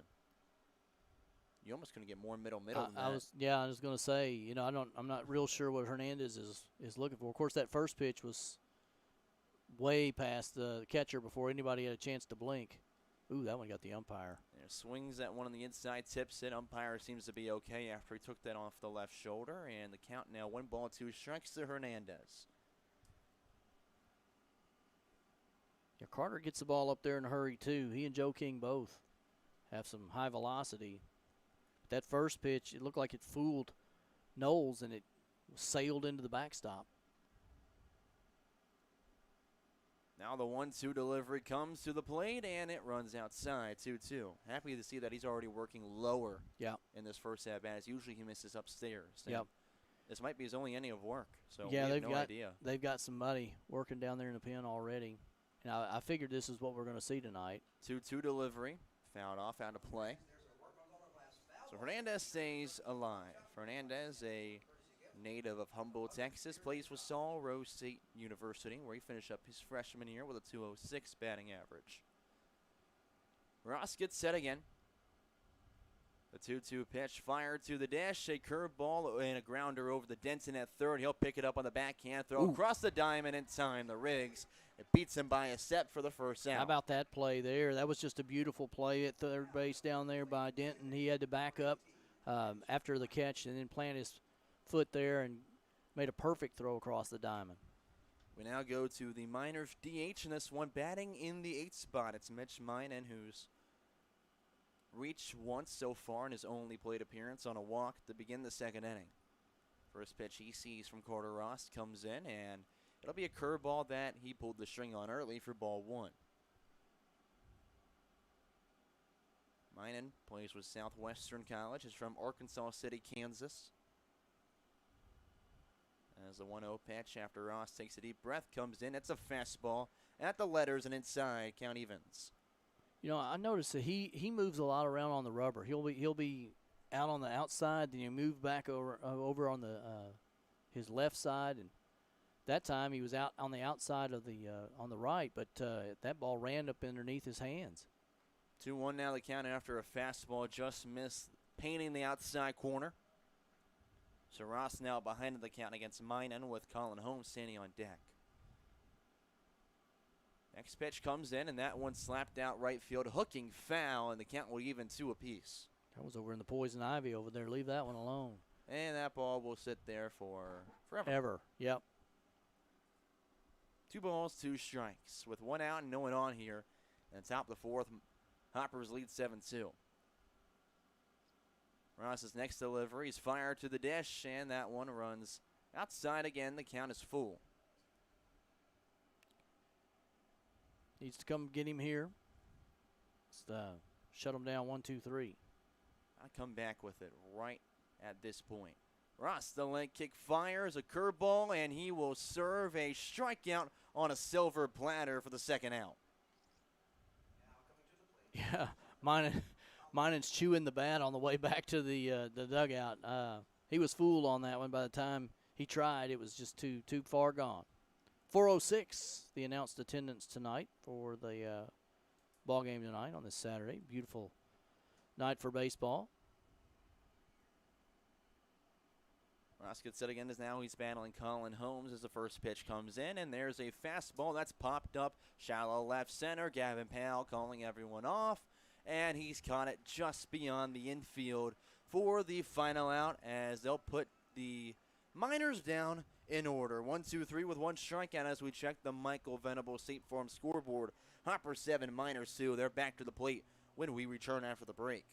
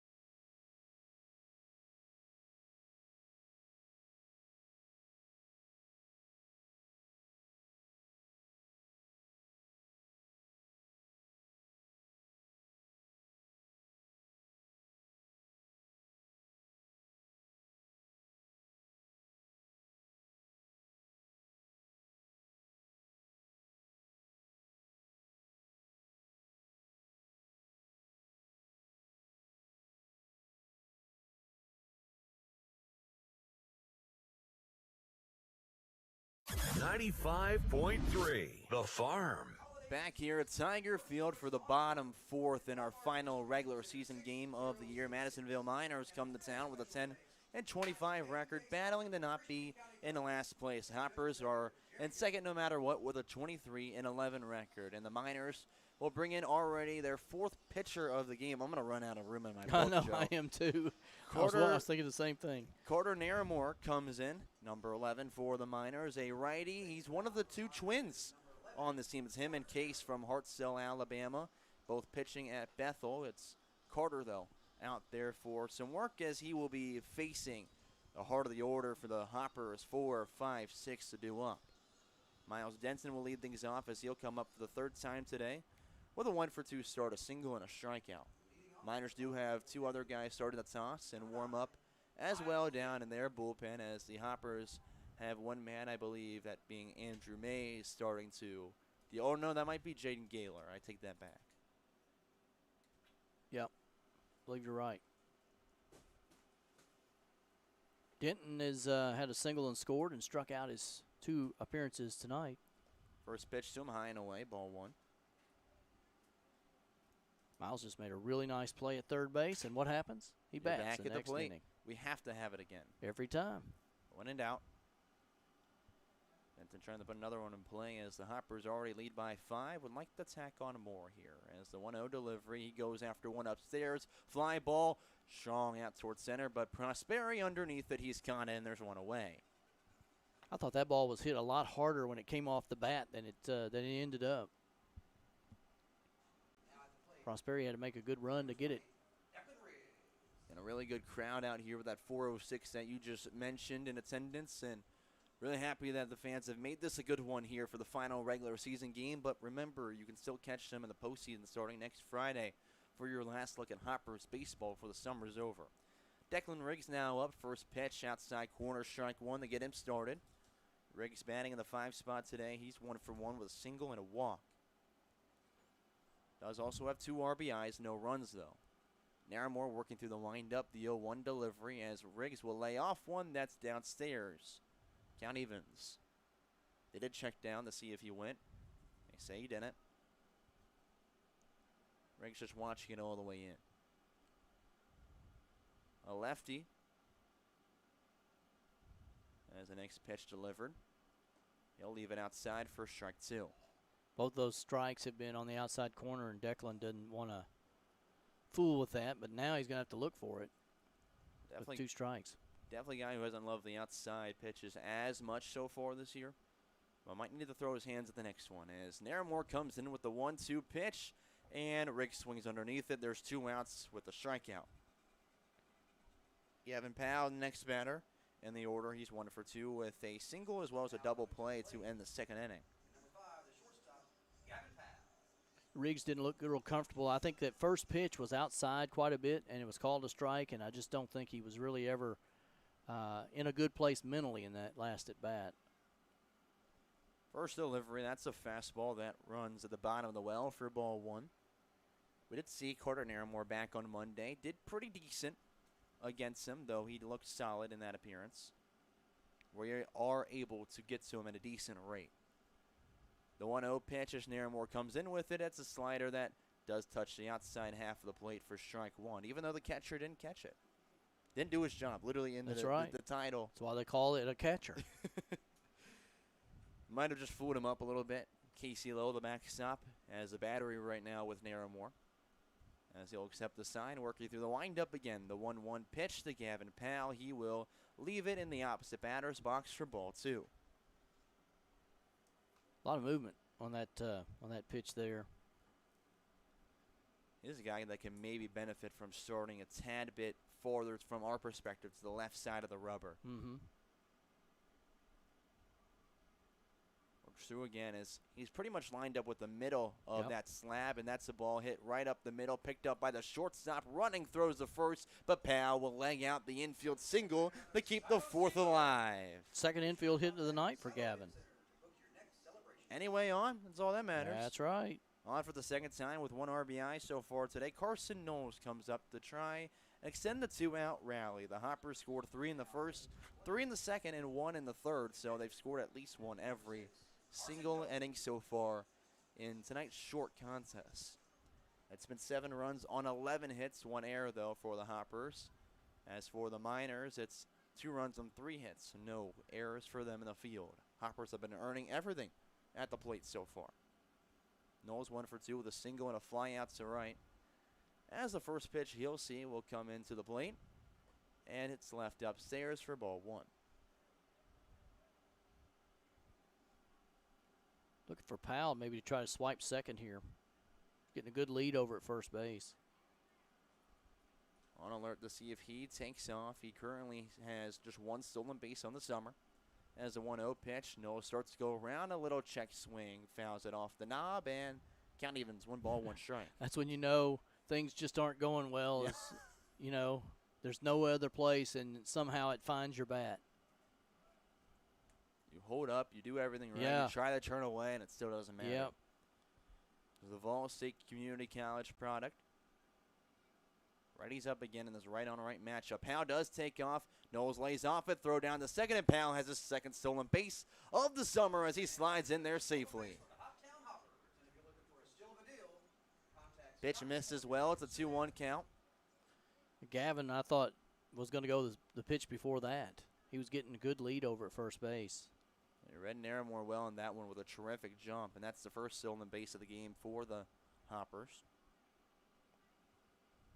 As now Knowles ahead in the count. 2-1 pitch comes in, and he will go after one above the letters. Fly ball right field. Levi Watch charging quickly towards the chalk and foul territory. He catches up to it in time, and that'll end the bottom of the 4th. Hoppers are scoreless for the first time today as we check the Michael Venable State Farm scoreboard. It's Hoppers still up 7-2 over the Miners as we head to the 5th.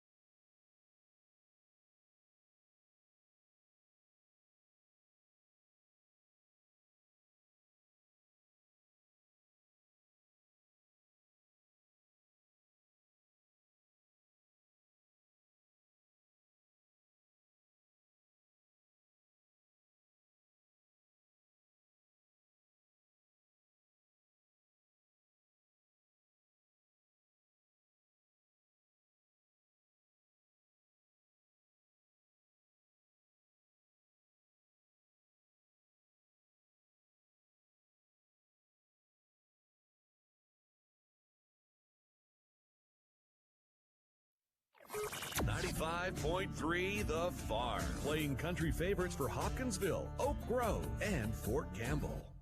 Here in the 5th inning, the 5th position for Mark Harmon will be the hot corner as he moves over the third base. Miles Denton will replace him over in third as the Hoppers lead 7-2 after being shut out for the first time all game. They'll be seeing in the order against the Miners 1, 2, and 3 due up with a new pitcher on the mound. You'll be hearing this all night long. New pitcher, as if it's a midweek game back in the college season. Yeah. Jaden Gaylor comes in now to deliver the pitches for the Hoppers. A righty out there on the mound who has gone 2 total appearances and 5 innings of work so far this year.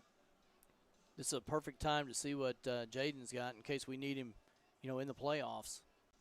Absolutely. We've seen some decent stuff from him, but he's got to be able to keep that pitch a little bit lower and touch the corners a tad bit more. He's left a few things a little bit too much over the heart of the plate. He's hung a few off speed, and he's given up 9 runs, all of them earned in his 2 appearances. I think so Madisonville far. has more people in their bullpen than they do in their dugout. They might. And surely, not exaggerating much by that. No, they've got 2 warming up, 2 catching the warming up. They've got a couple that are stretching down there. Gaylor's first pitch underway. The Isaiah Smith ground ball right side foul to get us started. 0-1 the count. First base coach, give him an E over there. He should have had it. He threw his hands at it. Ross in his 1 inning of work just had a strikeout as he went 3 up, 3 down through the order. That's one tagged out toward left field, up the line and fair. Smith is rounding first as it's finally picked up by Beatty. He will release it back into the infield, and there's a stand-up double to get us started, and that will break up 6 consecutive retired for the Miners at the dish. Yeah, he just took that pitch outside and drove it into the left field line there, left-handed batter. Didn't try to do too much with it. Now he's followed up by Levi Watson again. Gaylor's just got to limit the base runners behind him in this outing, and that would surely build his confidence. Watson's a guy, though, who's been improving with every game as of recent, and every single statistical category keeps climbing for him, as that one is eye high for ball one on a fastball. He also just made a tremendous play in right field on the foul ball down there and comes up to bat here in the next inning. 1-0, he'll swing through, and the count evens on the fastball. I'm not even sure how he got to that. I mean, it seemed like it would have been out of range for almost any other right fielder in the league. Yeah. Not him. He ran 40 yards.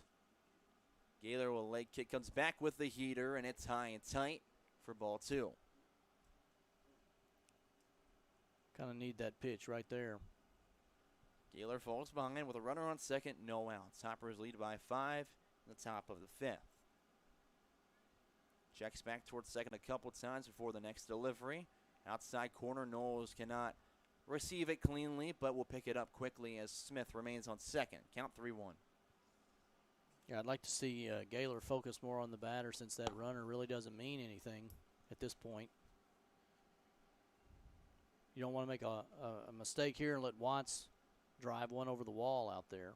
Absolutely not. As the 3-1 pitch from Gaylor comes in after the slide step, and it runs inside for his second walk of the day. He's on safely with a free pass.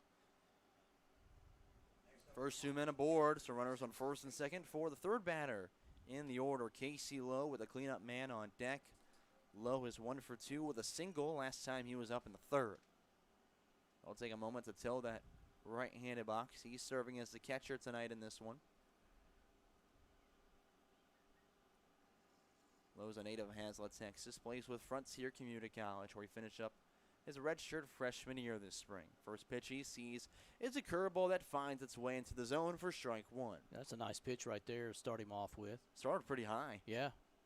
I didn't think it was going to fall in time, but just barely ran off the table. As he looks back in for the next one, 0-1 pitch, another slide step in. There's a heater that is belt high and middle for strike two. Yeah, I don't know what he's looking for because that's the one right there. But we like it being 0-2. Harmon be ready at third. And that's the pitch you drive to the warning track. As we'll call time.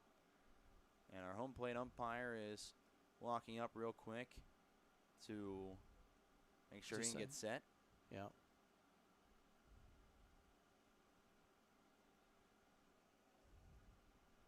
Gaylor looks back in with the sign.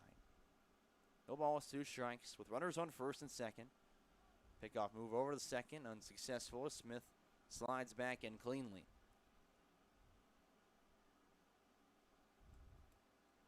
Lowe stands 5'6", 180 in that right-handed box.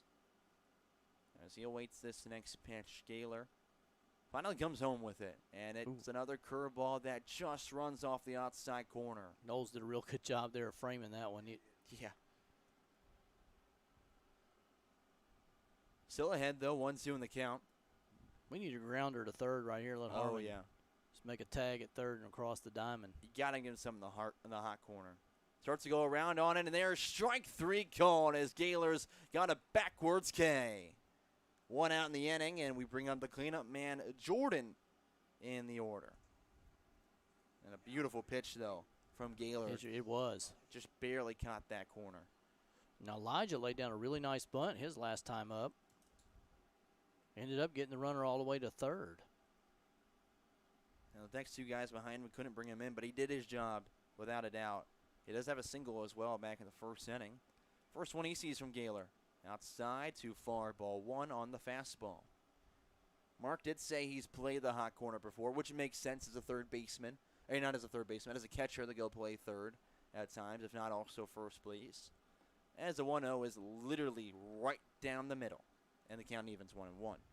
I mean, seriously, I don't know what you're laying off there. Yeah, I'm not sure if they're thinking it's going to be something else, whether they're fooled by it. That or you're already working the don't swing until you get a strike, which is not true, as he squares around, bunt down the third base line, perfectly placed. Gaylor picks it up over the first, will not beat him as he reaches with the single, and the bases are juiced. They took advantage of the inexperience at third base there. Harmon way back behind the bag. Really smart play by Elijah Jordan, laying down the bunt. Well, now they bring up the Miners' only member of the all-OVL team. It's Trent Prosperi, who comes up in the 5-hole. He's 0 for 1 with a strikeout, looking last time on a pitch he didn't agree with. He did reach in the first with a walk, though. Bases loaded as his team trails by 5. Pitch, and the dirt gets away from Knowles. No one moves on it. 1-0 the counts. Yeah, Prosperi actually argued his way all the way to the dugout until the home plate umpire had to tell him that's enough his last time up. He got caught looking on a pitch on the inside corner. Prosperi's been the most consistent player for the Miners this year. As a 1-0 pitch, he'll swing through and the count evens. He just barely caught a piece of it, but it went right back into Knowles' leather. So he'll take a moment to reset the Fort Worth, Texas native. Can't tie it up here no matter what, but the tying run would stand on deck if they can spark a rally. Next pitch in the dirt away as well, and the count 2-1. Both pitches miss low and away now. Yep. Riggs is playing in on the grass at first base. Harmon just inside the third base side. Hopper's deep at short and second, trying to get that double play ball. Only one out here in the top of the 5th as Gaylor serves the next one, and it's tipped by Prosperi on the outside corner, and the count evens 2 apiece. Yeah, that got a piece of Knowles' hand, too. That one's going to leave a mark. Tell you what, you got to be a tough guy to catch, you know it? Oh, yeah, you do. It is one of the most difficult, most tiring positions on the baseball field, and it sometimes goes unnoticed, and it's very unforgiving at times. Gaylor slide steps at the 2-2, tries to run a curveball outside, and Prosperi refuses the bite. Count runs full. You don't want to mess up something here, you know it? You don't want to leave anything over the plate here. Pause again. The base is loaded. The full count pitch. This one popped up right side of the infield. Declan Riggs camping underneath it, and he's caught it right near the bag for the second out in the inning, and that keeps the bases loaded. Everyone's right where they remain. Couldn't ask for a better result there. No, you could not. As you mentioned, he's probably their best player, and to get him on a pop out to first is one of the best things you could do. We move down to Hawken Headland, whose first pitch he sees with still bases loaded is missing on the plate for ball 1. Now, we'll say he smashed one at shortstop while ago to Harmon. So he is capable of giving it a ride. Ironically enough, that's been the only out that Harmon's recorded in the field so far today. As a 1-0 pitch, he will miss release side. The count 2-0, excuse me. He hasn't missed much release side. Everything's been glove side for him in that opposite left-handed batter's box so far. Gaylor comes back with the 2-0. There's a heater that paints the outside corner, 2-1. I'm not sure if you can try to come back with that again, but he really is getting that pitch over. 2-1. He'll bury a fastball in the dirt. And now it's a 3-1 count. You don't have anywhere to put him. One more ball would bring in run number 3 for the Miners. They trail 2-7. Nothing's came across yet. It's been a leadoff double followed by a walk, a strikeout, looking a single, and a pop out. Now the 3-1 pitch upstairs, and it's 7-3 as the walk brings home a run.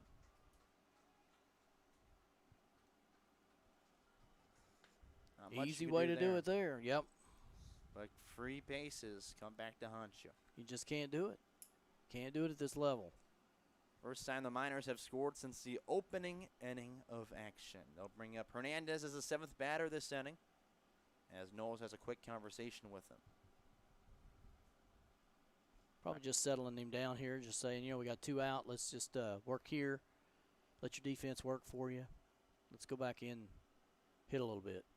Remember, the Miners do technically have a little bit to play for tonight as they are trying not to finish in the cellar. It's between them and the Railroaders. Miners are 11-25. Railroaders are 11-26, so a half-game lead in 5th place.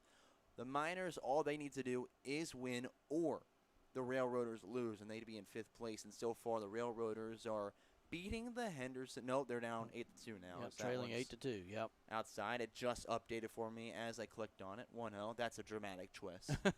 From 2-1 to 8-2. So that looks favorable for them either way. The 1-0, that one slapped out towards right field. Coming in and catching it will be Miles Denson, who is out there to replace Mark Harmon.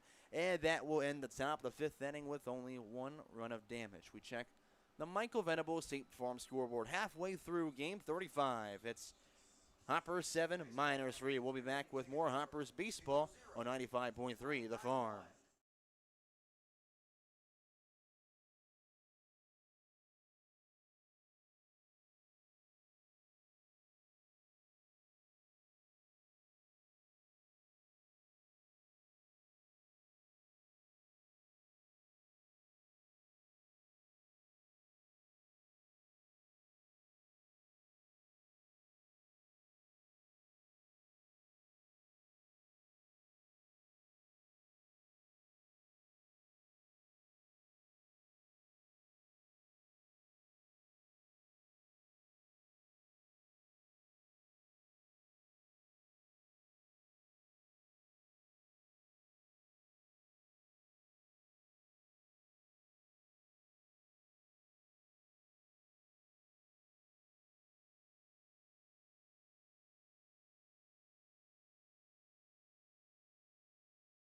.3 The Farm, WHOP HD2 Hopkinsville. As we continue the journey through today's game, we continue to see a new player out there on the mound. New arm out of the arm barn is going to be Garrett Williams as the 5th cannon on the mound for the Miners, getting the nod from Stephen McNett. Garrett Williams is a freshman out of Dodge City Community College, where he did not play this past year. He's a 6'4" right-handed dealer. He will be facing for the Hoppers 8-9, and then the top. We're starting with Caden Slaughter. Yeah, it's a different kind of release point with Williams that you saw with Naramore and also Adler. As he kind of comes from that shoulder, he kind of releases up by his shoulder, kind of a different look. And Slaughter leading us off. He's 0 for 2 with a couple unlucky plays. One of them a line drive to the shortstop that he barely picked up before it hit the dirt. First pitch he sees from the new arm out there in this right-on-right matchup, and it's too far high for ball 1. And shout out to, I see his mom in attendance, as well as his younger brother, Keegan Slaughter, who's currently wearing a Cubs jersey. Both of us feel a little iffy about it. I know. 2-0 pitch as it's upstairs again, but we'll go with it. That's, yeah, well, someone please get with him and let him know that I better not say anything else. There's probably some Cubs fans listening right now. The Reds are better anyway. I can say that because everyone knows the Reds are not better than anyone. The 2-0 is that's high inside, and Slaughter dips out of the way, 3-0 count. So it's an automatic sarcasm and joke. Get that man a Cardinals shirt, would you please? Shout out to the Cubs. They just released the All-Star logo for him, as the Wrigley will be hosting next year. Yeah, that's going to be cool. That's sick. The 3-0 pitch is high again. Slaughter couldn't get anything below the eyes on that. It's a 4-pitch opening walk, as that is not the way Williams would like to start. No, he was nowhere close to the zone in any of those 4 pitches. So now McGuire walking up in the 9th spot can maybe almost be a little picky out the gate here, and maybe until he has 1 strike on him, just picks out a spot. I'm not going to swing at anything until I see he's going to throw me something. And it's about seeing how he works down here and settles in after going from the bullpen now to the mound, where things are a little bit different. First pitch, it's at the belt, but way inside for ball 1. McGuire is 1 for 2 with a single his last time up in the 3rd inning. He came all the way around and scored as the only run that inning as well to give him the 7-2 lead. It's now 7-3 after the Miners scored in the top half of this 5th inning of action, as Casey Lowe goes to have a meeting with Williams. On deck after McGuire will be the beginning of the order with Easton Beatty for the 4th time today. And again, they're batting around at a pretty good rate in this one. Yes, they are. 12 hits already. Umpire got to go up and break out this meeting. We're going to run out of meetings here soon. We should, yeah. Now all this broken up, as that's their second officially used one. For the Miners, they'd have 3 remaining in this ball game. So McGuire will till that right-handed box again with 1 ball, no strikes, no outs, and a runner on first in form of Caden Slaughter with a 4-run lead. Pretty good lead over at first base for Slaughter. Williams gets sets, and it's a big leg kick before coming in with the fastball that just misses high, 2-0 count. The big man's probably wondering where's that one got to be. So 2-0 right now. See if Slaughter goes. No, he does not. Next pitch just misses the inside half for a 3-0 count. That was the best pitch we've seen from him so far. Which, again, in 7 pitches, 7 straight balls to open up the inning here. So Williams coming in as McGuire probably has the red light. He does, as there's another 4-pitch walk, and the first 2 men are aboard with 8 consecutive missed pitches. I'm not sure how long they'll let him. Well, they don't have anybody up in the pen, so he may be going until he can't. They probably will here soon, as you can imagine. I believe someone's actually, I see a cap. Yep, I just saw a cap come out from underneath the bullpen over there. It's like they're slowly emerging. Yeah. Back to the top with Easton Beatty, who is 1 for 1 with a double, a walk, and a hit by pitch. First delivery he sees from Garrett Williams in this right-on-right matchup. After the leg kick fired upstairs, there's 9 straight balls. Got to be frustrating. He's thrown a couple that were borderline, but it's going to be harder to get that call when you can't get anything that's in there. correct, yeah. Williams now the 1-0. And he finally grabs his first strike of the inning with a borderline call outside. If I'm Easton, I'm still looking for my pitch. I'm not going to try to do anything here. Yeah, 1 strike doesn't change everything right now. That's right. With 9 straight balls to open up the inning. Runners can be patient here as well, as that one runs so far inside that Beatty has his second hit by pitch of the game. At that time, he didn't stick his elbow out there. They just hit him right in the 4, right in the back.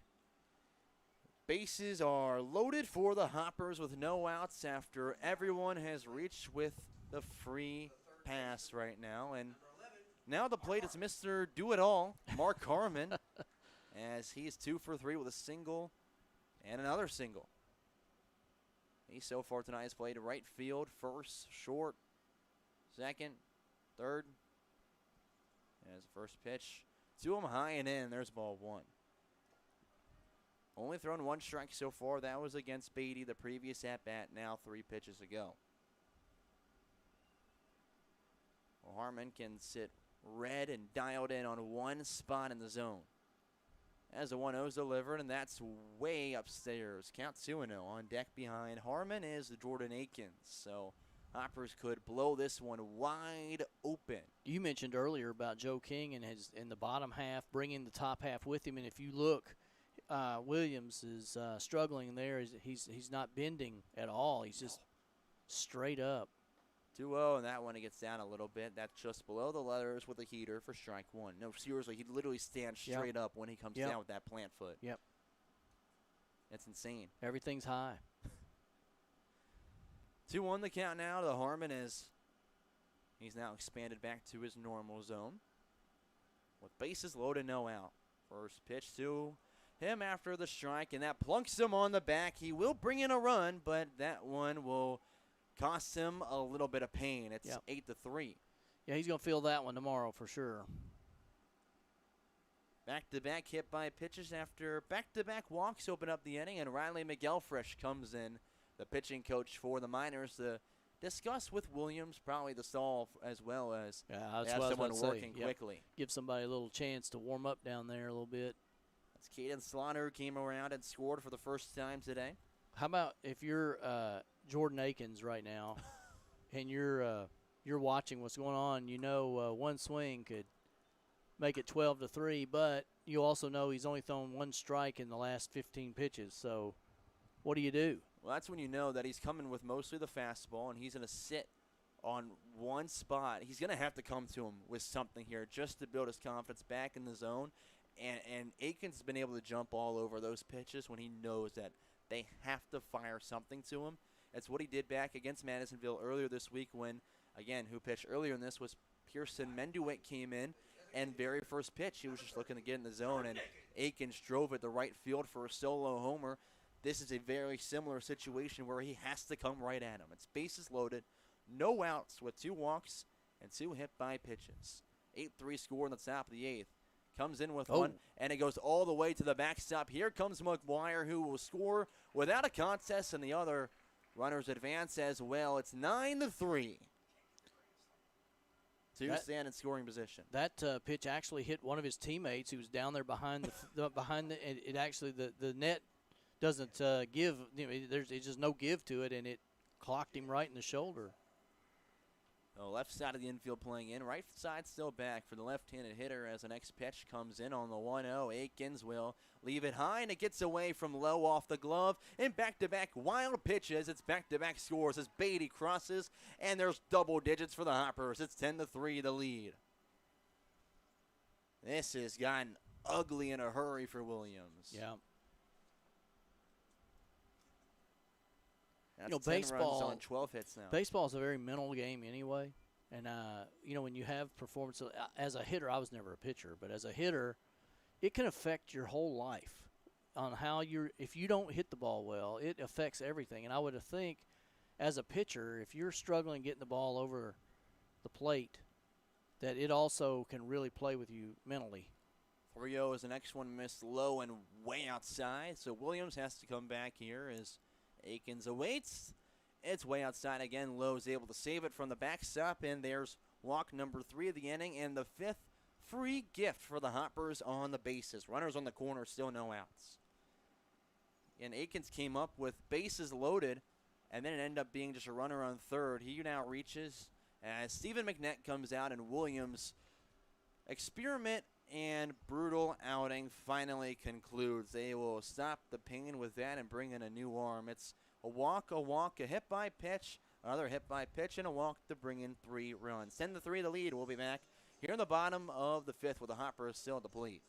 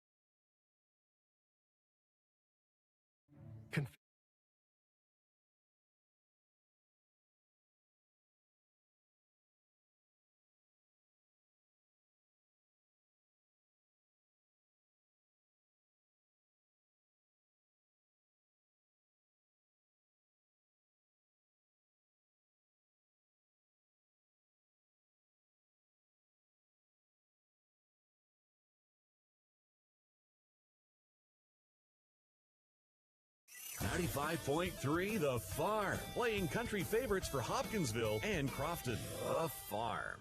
Back in the bottom of the 5th inning where the Hoppers have already brought up 5 batters to the plate, and they've all reached with a free pass. It's been 3 walks, a couple hit by pitches, and 3 total runs so far. And in this one, to give them a 10-3 lead, they bring out a righty standing 5'11". Hayden Lockwood is now out on the mound with already a lefty warming up in the bullpen for the Miners. It'll be 4, 5, 6 due up now in the inning with runners on the corners and no outs. Aikens over in the dugout. He's got to make a sprint over to first base. So Denton. That was funny. Oh, yeah, you said that, but it was on there. That Coming up, again, Miles Denson. First pitch you'll see in this right-on-right matchup, and that one's in the zone, popped up right side. Here comes Elijah Jordan in front of the Miners dugout, trying to reach over and misplays it. It drops for a foul ball, strike one. You'd have thought some of his teammates might be helping him out over They're there, right there. there. Yeah, nobody helping him over there. Well, Denson stays alive. He's 1 for 3 so far with a single, a strikeout, a fly out to dead center field. Denson does have an RBI as well as a single.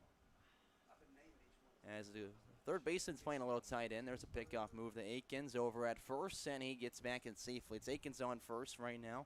And Harmon, again, as we mentioned earlier, Mr. Doing Everything tonight, playing over at third.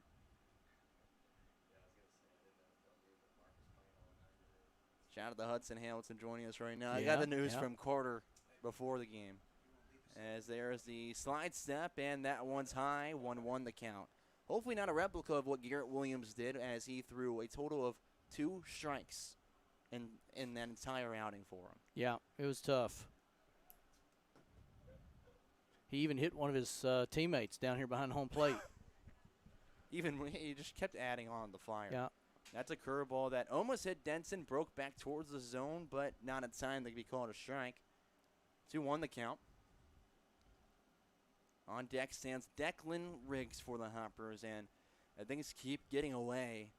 You could see some substitutions here early. 2-1, and he'll swing underneath it, and the count 2-2. He might have. I think he might have hit the catcher. Tipped. I don't know for sure. I think he might have just rung him up. If he did, that does go down as catcher's interference, and he'd go down the first. But I think that one just stunned him and caught him on the palm with the heater. Count would even 2-2 after that swing and miss. As the trainer ran out for the Hoppers real quick to assess Casey Lowe as he approached, he kind of waved up the hand and said, I'm good, I'm okay, I'm okay. It just, I think, truly stunned him real quick there. Yeah, the last thing you want on this kind of type of game is to have your starting catcher go down with a hand injury and he not be available in the playoffs. Yeah, that would be awful at this point. As they're still checking on him, Stephen McNett, the head coach, has, well, for the Miners out there, as Lowe looks to probably be okay, but they are bringing in a new man anyway, so they're going to be real careful at this point, which I get. Hey, fans, let's give that player a big round of applause. He had some tough stuff back there, including, of course, with Williams right before. That was, throwing a lot that just got away from him. Yeah, they're looking at his arm. And that is not cool whatsoever. There's going to be a new catcher in for the Madisonville Miners. As it's hard to see with his gear there. You can't really see his number. Assumably, they'd. Yeah, it's either 38 or 28. I can't really tell. Well, that would be number 38, Landon Volner. I was about to say that's who I'd assume they'd bring in, as he's their other primary catcher. So Volner comes in, a native of Kellyville, Oklahoma, and plays with Sterling College. So right now, the man out on the mound, Hayden Lockwood, is throwing some pitches to him. One, to keep himself warm, and then two, to warm up the catcher, as he just spiked a curveball. He did. Hey, welcome to the game. Yeah, I know, right? This is how the things have been going on the mound that's for the right. Miners. And this is what I'm going to show you.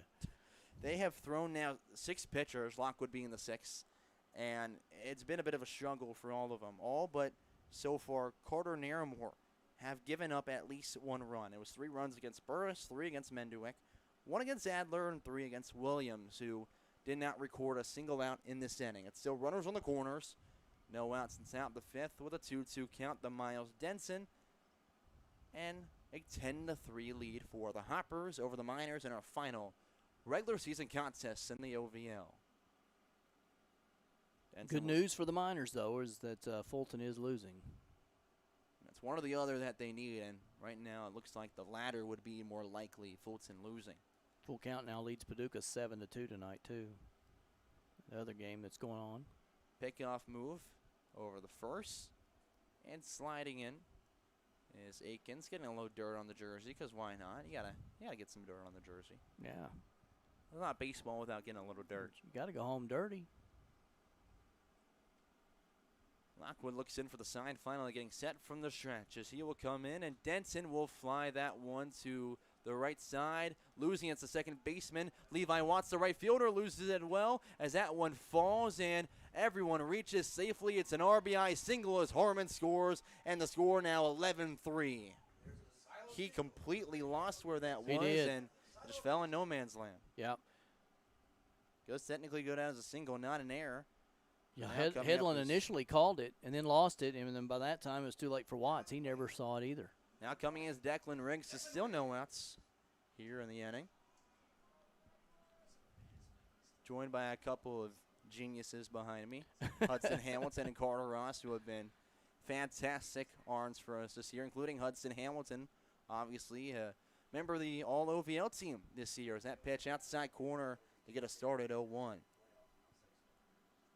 As we are approaching that number, 11 runs on 12 hits, a reminder, it's a 10-run lead, 7th inning or later that would result in a run rule victory.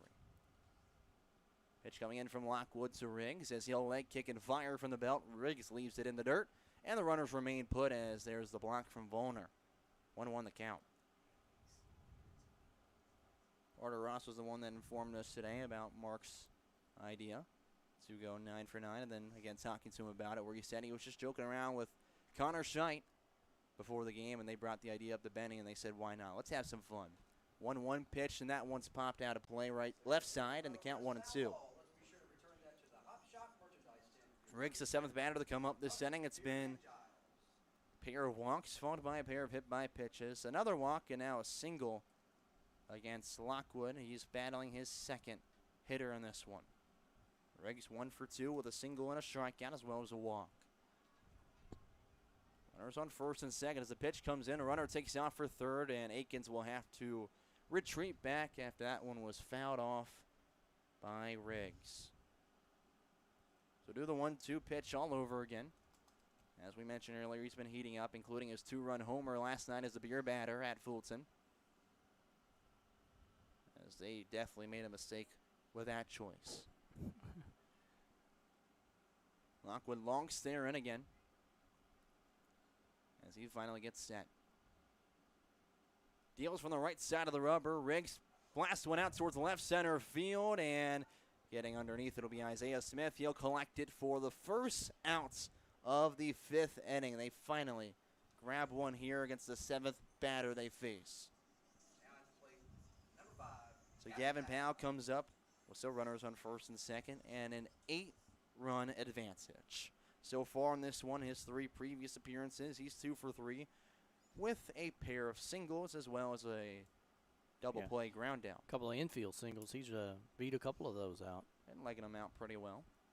Hit into a double play. First pitch that you'll see is a curveball dips in the outside corner for strike 1. That gets us rolling. For Powell, again, a graduate here of Hopkinsville High School from the area, plays with Auburn Montgomery. As the 0-1 delivery comes in, and Powell leaves that one outside as it runs off the corner for ball 1. Good hold from him in that spot. The Hoppers would love to bring across at least 2 here, though it might break up a little bit of Harmon's 9 for 9 effort if they would go into run rule position. I'm sure they just move him around during the inning. Yeah, that's probably right. Underneath it, 1-2 the count. I mean, if that's the situation where you head into the 7th inning, maybe even the 8th inning up by 10 or more, Harmon would probably switch with 1 or 2 outs in an inning so he can get all night. It's got to happen. Got to. That's the most important. The win is cool, but Harmon's got to play all night. That's right. That's what we're really watching, right? That's what I'm here for. Yeah. 1-2 deliveries. Lockwood comes back to the dish, and there's a curveball. That misses at the bottom of the well, and the count runs to 2-2. And you mentioned the minors players that sit behind home plate. They have a couple pitchers that when they are not scheduled to go will sit back there and just chart what's happening throughout the game. One of them charted one right into his shoulder a while ago. Next pitch in the dirt, and the count runs full to Gavin Powell with Carson Knowles, the man on deck. Can you imagine telling your college coach, hey, I'm out because I was behind home plate and one of our pitchers threw it and hit me behind home plate? Yeah, I wouldn't want to say that. College coach would beat me. Full count delivery as Lockwood fools him on a curveball. He went chasing on one outside, and there's 2 away. Lockwood's looked a lot better than Williams so far after giving up the first single in the first batter he faced. It's been back-to-back outs. Now Carson Knowles comes up as the Hoppers will bat around. Well, assumably, again, it depends on how you define it. Some people say you bat around when you bring up the 9th batter. Others say you bat around when you bring up that 10th batter and the leadoff man comes back He hasn't up. messed our book up yet. Wait till he messes the book up. Then Of course. It'll happen. Let's hope he gets one here. Knowles swings through that one. A tad behind on it. 0-1 the count. Knowles a 1-for-3 effort so far with a single and a pair of flyouts to right field. One of them in foul territory that Levi Watts was able to catch up to pretty quickly. Lockwood comes in with it again. It's a heater that's popped up right side foul territory. Jordan going over behind the Miners dugout, and it will fall out of play for strike 2 as Knowles is gifted a new life. Sometimes you'll see a play like that, and then he didn't make the play on the pop-ups, and he'll make them pay for that. Maybe Knowles will get a hit here. The Vol State Community College's catcher will head back into the box here. With still runners on first and second and 2 outs in the bottom of the 5th inning. 11-3 lead for Hoptown over Madisonville as the pitch from Lockwood comes in after the tall leg kick, and there's a curveball in the bottom of the zone for 3 straight outs and back-to-back strikeouts to end the bottom of the 5th inning. But first, the Hoppers pour on 4. We check the Michael Venable State Farm scoreboard. Hoppers 11, Miners 3 as we head to the 6th here at Tiger Field.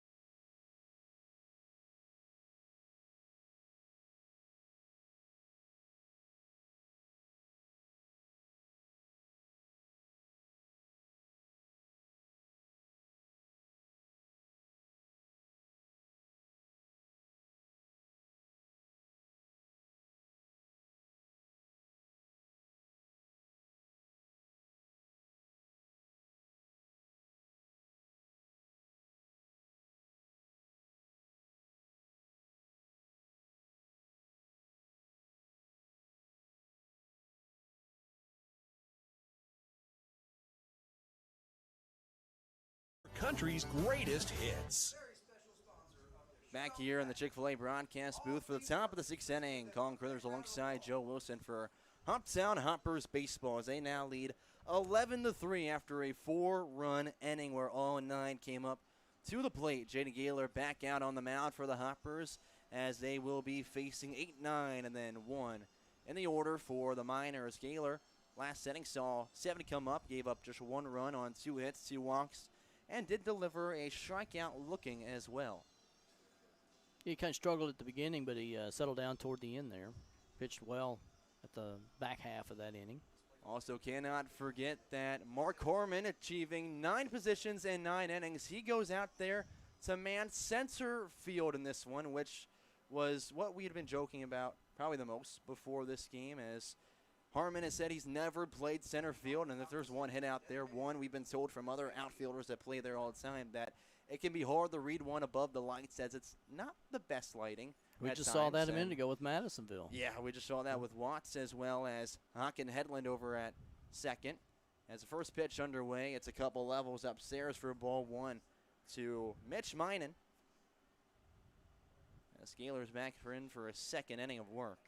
Working through the windup, the 1-0 delivery. Minen lays off one on the outside corner for a called strike, and the count evens. Minen 0 for 1 with a strikeout last time up. Did reach with a walk, though, back in the second inning. 1-1 pitch. There's another curveball. Bottom of the zone for strike 2. Nice pitch there. Kind of fooled Minen all the way. Kind of gave up on that one a little early, didn't he? Oh, absolutely. He did. Another 1-2 pitch. That's a soft grounder over to the shortstop, Powell, who scoops it up and on the run makes the throw in time. And there's your first out of the inning. We go to Colin Holmes in the 9th spot after a terrific grab and throw from Powell. He made that look effortless and way too smooth over there. Yeah, Minot took a spill after he got back. I don't know whether he clipped heels over there with Riggs or what, but he went flying down there in the grass. We have a pinch hitter here, Ryan Mesa, coming up for Colin Holmes. As his first pitch outside for ball one. Mesa came in as a pinch hitter last time we faced him, and if you go all the way back to the end of June when they were playing here, he had his first hit as a homer against us. Oh, yeah. Mesa's been kind of quiet since then. As that one's in there, the count evens 1-1.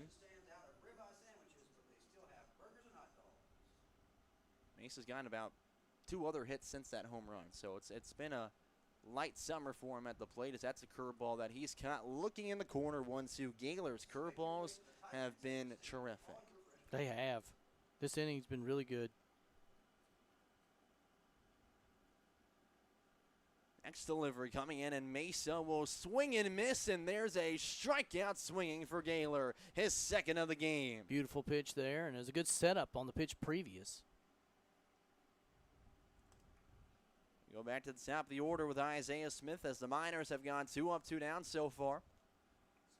So actually it looks like Mason Schneider would be stepping up right now for the Miners instead. First pitch he sees. He will ground towards the shortstop, Gavin Powell, and he's out as the Miners are retired in order after Schneider came in, swung at the first pitch. It's all over. We head to the bottom of the 6th inning, checking the Michael Venable State Farm scoreboard. Hoppers lead 11-3 over the Miners.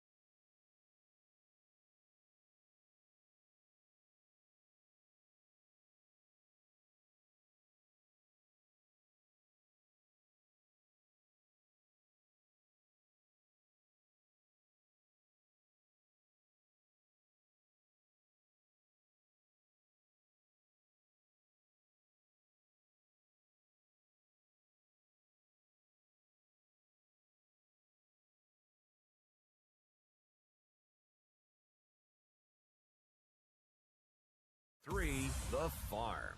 New inning, new pitcher for the Miners. They bring in Sean Schultz to relieve Hayden Lockwood, who actually looked pretty decent, only the second pitcher out of a total 7 for the Miners to not give up any runs. So it's 11-3, our score in the bottom of the 6th inning late in tonight's ball game. Remember, if they score 2 more and shut out the Miners in the top of the 7th inning, it would end in run rule fashion.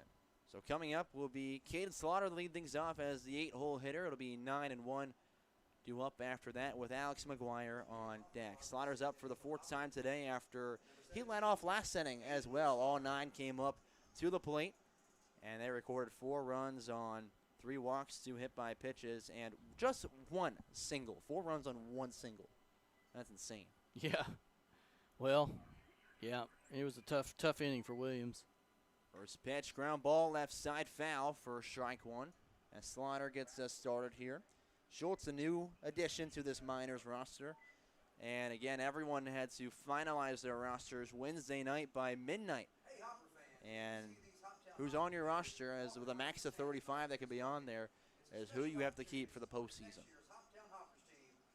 Yeah, a lot of guys, you know, they have inning counts and things like that, and family obligations and things that they just had to leave.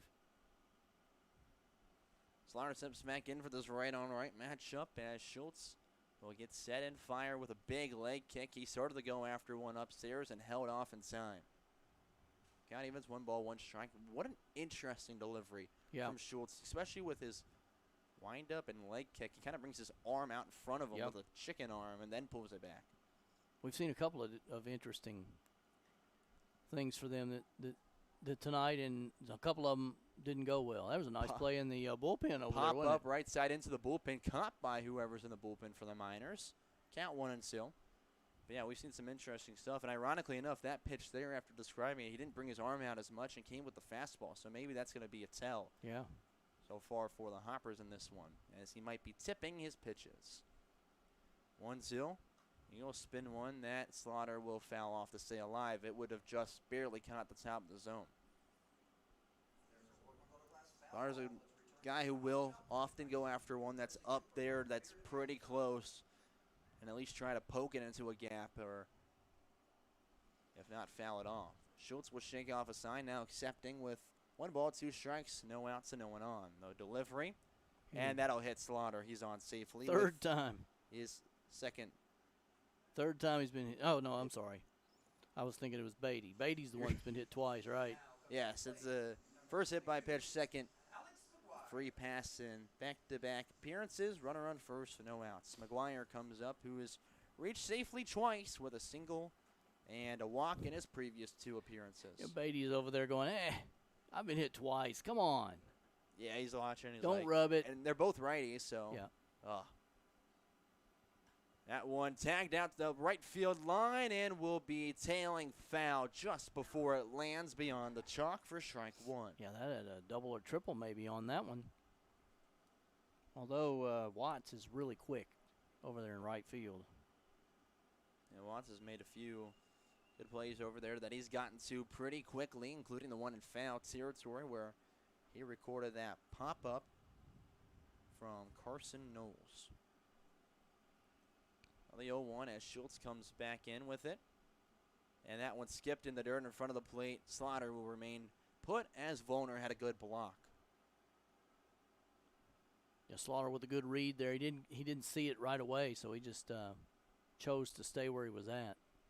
Count evens 1-1. Also have to mention new first baseman in Boyd Eastep is taking over for Elijah Jordan.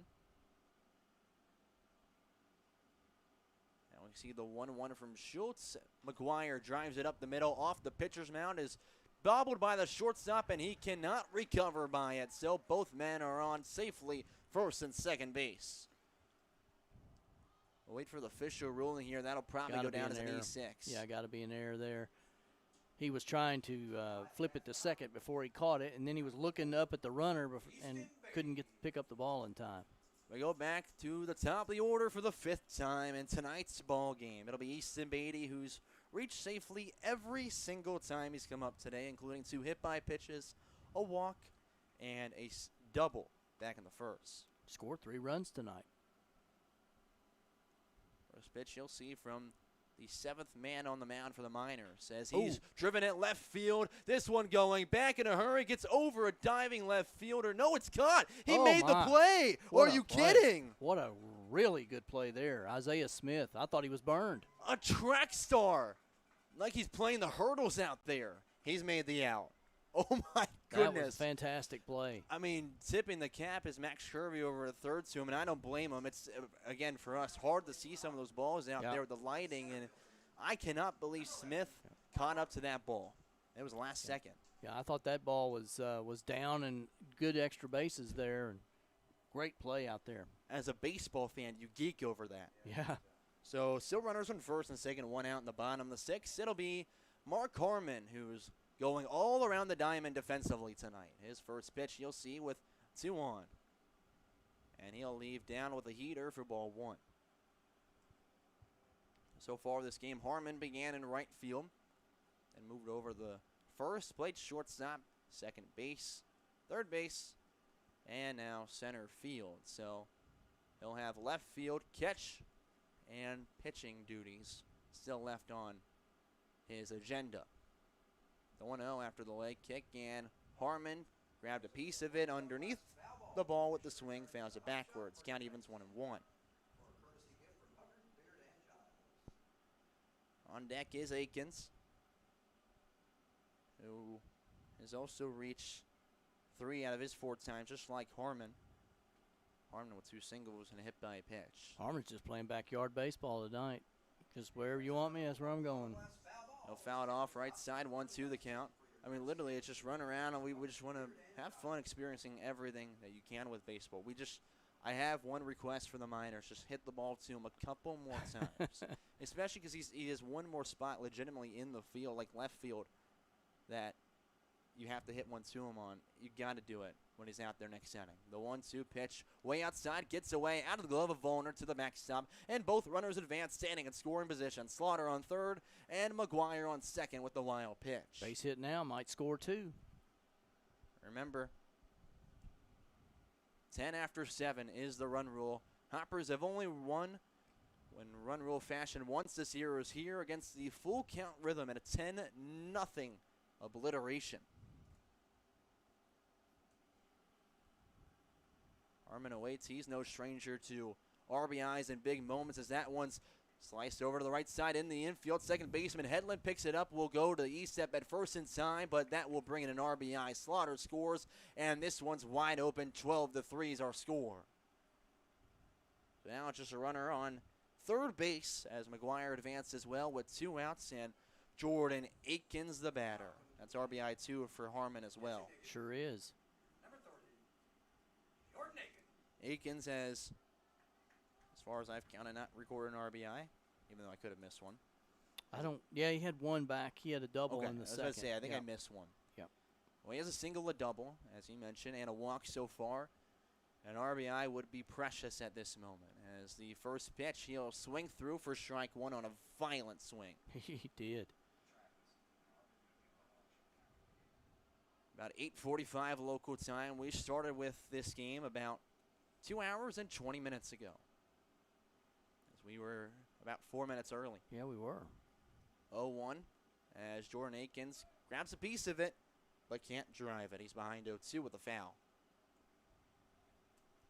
Schultz has been making decent work this inning with a hit by pitch and air, and then it's back-to-back walks for him. After that, that air should have absolutely been at least 1 out, and probably only 1 because hustling down was McGuire. He probably would have avoided the double play and just reach on the fielder's choice.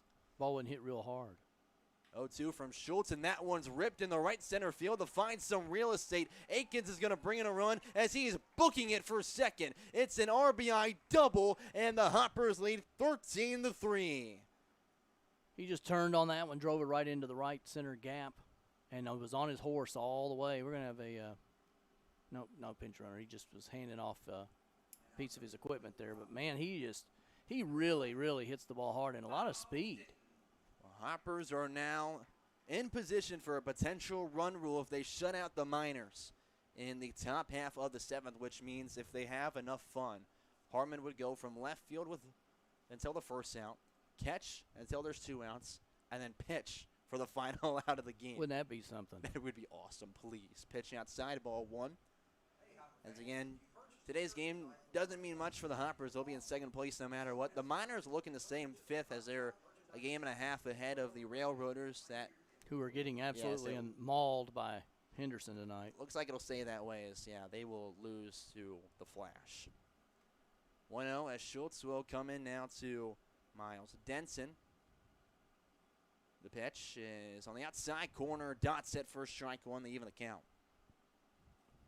Denton joined the same time as Akins a little over a week ago at this point.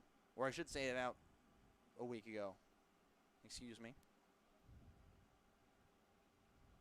He's 2 for 4 so far with 2 singles. The 1-1 delivery. Denson leaves it running outside as he misses glove side. 2-1 the count.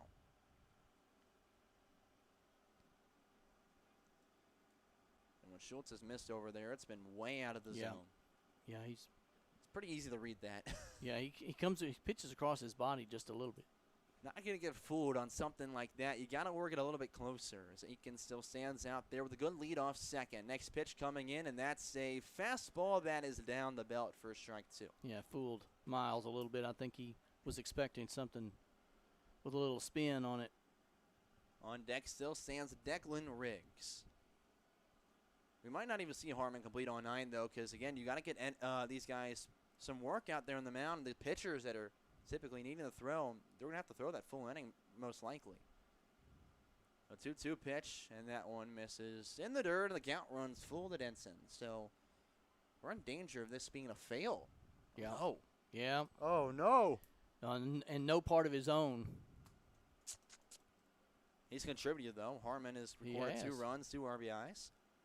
So I'll blame him for it. Full count pitch to Miles Denson comes in, and there's a walk now. 2 runners are on. That one just misses above the letters with a curveball. Declan Riggs comes up with runners on first and second. 2 outs and a 10-run lead in the bottom of the 6th. It's been an ugly night for the Miners, and this one is they'll probably be playing the Paducah Chiefs in the first round of the postseason starting in a couple of days. Yeah, I actually think I have what the bracket. So it would be Paducah's the 4 seed. They played Madisonville. That'll be a best of 3 starting July 20th. And then Full Count's going to play Fulton, and that'll start July 20th as well. They're both best of 3s. Then on Friday in the second round, the Paducah Madisonville winner will go to Henderson, and the Full Count Fulton winner will come to Hoptown in a best of 3. And that series start July 24th.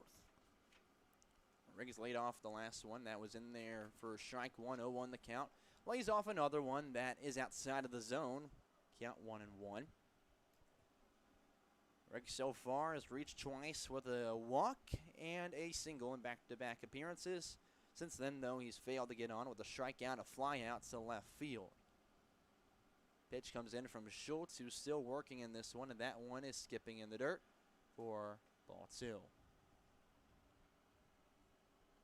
Schultz has already thrown 26 pitches this inning, and he is just begging to get out of this inning with only giving up 2 runs. The error at shortstop hurt him.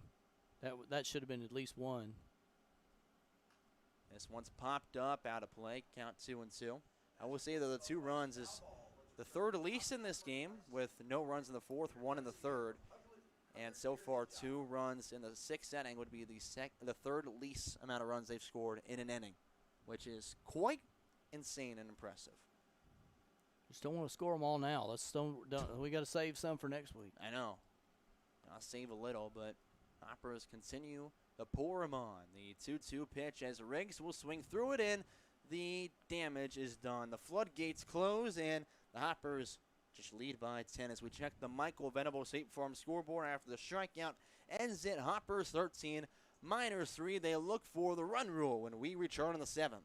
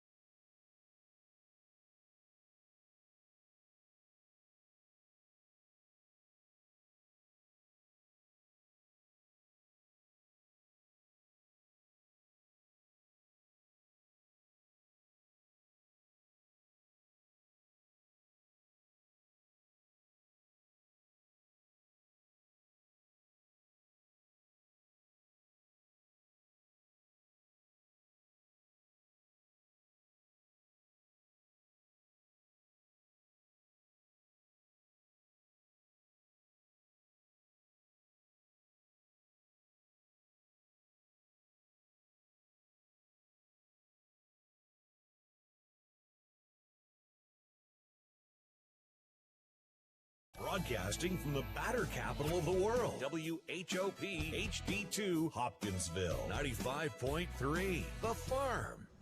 Back here on the top of the 7th inning, Mark Harmon's quest to play all 9 positions in a singular game continues here as he now serves as the catcher with a new arm out on the mound. It'll be Andrew Mays taking over as the pitcher for the Hoppers in relief of Jaden Gaylor, who went 2 innings, giving up 1 run, 2 hits, 2 walks, and a strikeout. Mays has been fantastic, and we only saw him just get 2 outs the other night as a bridge man, but haven't seen him at home in quite a bit, and it is quite a fun time to watch him out there, especially when he delivers that curveball that slices up guys left and right. Andrew started his high school career over here at Hopkinsville High School. He transferred to Christian County for his senior year, so he's familiar with the the mound and everything out there, and it's good to see him back here on Tiger Field. He'll be facing a really good part of the Miners order. It'll be 2, 3, 4 due up, beginning with Levi Watts, as they just need 1 run to avoid the run rule. But if they're shut out here for the 5th inning in this game, well, it's all over with a 13-3 win for the Hoppers. Andrew Mays looking to close it out right here. Levi Watts has reached twice with a walk. He struck out looking, though, puts him 0 for 1. So right on right matchup as Mays comes in with the first pitch. It's a fastball low and in for ball 1. Well, he reared back and fired. Yeah, that. Andrew's got several pitches that he can get in for strikes, and he's going to be going, I believe, to Wren Lake. Next pitch down low is going to miss. They checked down to see if he offered. Did not. 2-0 the count. You are correct, though. Thought he might have gone on that one. Yeah, I believe I'm with you, Carter. I think he went around there. Now 2-0 pitch as Levi Watts will swing at it. This one fly ball, shallow right field. Second baseman Slaughter calling him off until coming in quickly is the right fielder Easton Beatty, and there's your outs. Any 3 of them could have made that out, couldn't they? Harmon takes off the gear quickly, and yes, they're going to send him out back to left field. We're going to have some fun. We are going to accomplish all 9 one way or another. With 1 out, he quickly threw off the gear and is already out to left field for Carson Knowles, who was taking over the duties for him. So there's a quick meeting out there. This is awesome. We will accomplish this one way or another. This feat will happen for Mark Harmon and be the only man to do it in the OVL this summer. Oh, my gosh. This is what it's about. This is what it's about. It really is. It's so much fun. The team, the guys are all behind this. This is great. Looks like Evan Jacob is now the catcher for the Hoptown Hoppers. And coming up to hit will be a pinch hitter for the Miners. It's going to be number 38 for him, that being Landon Volner. As he came in, as that one's fouled off, strike 1. He came in for Casey Lowe earlier as a defensive substitution. Yeah, that ball hit his bat somehow. I'm not sure how it missed him because he is a big fella. Volner would have come up 1 for 3, and he would have probably stayed in this game if it wasn't for a stinger on him. He was holding his arm, and they just want to be careful with him. No reason to push anything in this. Right. McNett wants a quick conversation and explanation from our home plate umpire as the Hoppers are 2 outs away from win 24 to end the regular season. Yeah, the coach may not be as happy about Mark Harmon playing around and the Hoppers having so much fun right now. He really thought the ball had hit his batter. Well, the fun part here with Volner, he is a right-handed hitter. And if he goes post side with one to the outfield, well, that would be in the direction of Mr. Mark Harmon with the Midway Eagles. So would love to see him grab something out there right here. May's strikeouts are cool in the curveball, but come on. 0-1 pitch. This one popped up backwards, though, and the count 0-2. We'll see what Mays comes back with. And assumably, if he gets the out here, Harmon might come in the pitch. That's what's probably going to happen. Yeah. And Mays just run out to left field maybe. That would be hilarious. Mays does not play the field, so that would be even more entertaining. 0-2 pitch as there's a ground ball left side and into the Hoptown dugout as Volner will stay alive. On deck would have stood Elijah Jordan. It should be Boyd Eastep, though. As he came in as a defensive substitution for him, it will be Boyd Eastep standing on deck. Kellyville, Oklahoma native awaits as Mays comes in with the next one. And, hey, Mays, what do you say? You end your day with a strikeout. Yep. There's 2 away as Harmon starts walking in slowly.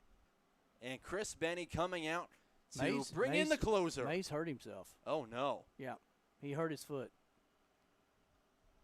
Trainer going out there to him.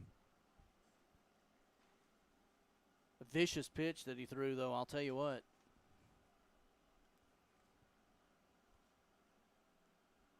But yeah, he's holding that foot This would be disastrous for the Hoppers. He has been one of the better and more consistent arms on the mound for them. Harmon awaiting on the outside of that infield dirt to come in. And he finally starts walking in, and I guess it's perfect timing, if you want to put it that way, as Mays is walking off on his own power with a minimal limp. So hopefully all should be okay, as maybe he just pulled something. Yeah, I hope so. You don't want to see anything like that, anything bad happening at this point in the summer. Well, either way, Mark Harmon comes in looking for the final out, and once he throws his first pitch, he'll have completed it. So he'll warm up a little bit and deliver to the U.S. Sports University product, Evan Jacob, as his catcher. Little sidearm action there from Harmon. So it'll be Boyd Estep that he faces, who came in as a defensive substitution for Elijah Dorney. I love this. A guy who typically catches, doesn't pitch. And, yeah, a little bit of sidearm. He's throwing it decently. He is. He really is. Seems like Stephen McNett is not very happy with our home plate umpire right now. No, he's not. He thought that ball hit his batter when it actually hit the bat. You wait here is, even if it's not the first batter that you get out, if you get out of here with no runs scored against Harmon, it's all over.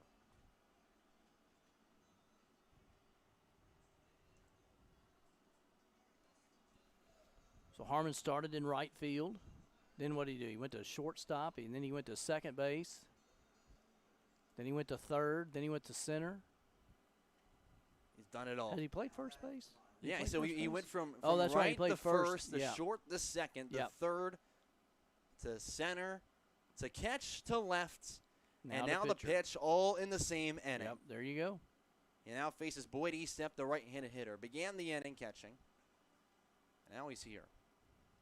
First pitch we see is he's now played all 9 positions. Pitch outside for ball 1. We have completed the challenge. 7 innings. How about that? That's going to be a great sports quiz question. That is awesome. 1-0 delivery. This one right side out of play. Harmon at the plate so far today had reached 3 times with 2 singles and a hit by pitch. A pop out and a ground out. Would like to give them a taste of some medicine he has not received tonight with a punch out. How about that? Wouldn't that be perfect? 1-1 comes in as that one will plunk him. So there's a taste of his own medicine as he got a hit by pitch. And the inning continues with that run standing on first that would keep this game alive. We now go to Trent Prosperi, and instead there's going to be a pinch hitter for him. It looks like Tanner Wallace will be hitting for Trent Prosperi, which is honestly huge, even though Wallace has been really good against us at times. Runner on first and 2 outs. First pitch misses as Harmon's got to work from the stretch here. Wallace, a native of Hazlet, Texas, plays with Rose State College. As listed as a two-way guy there. As he comes in with a fastball that misses below the knees, and the count 2-0.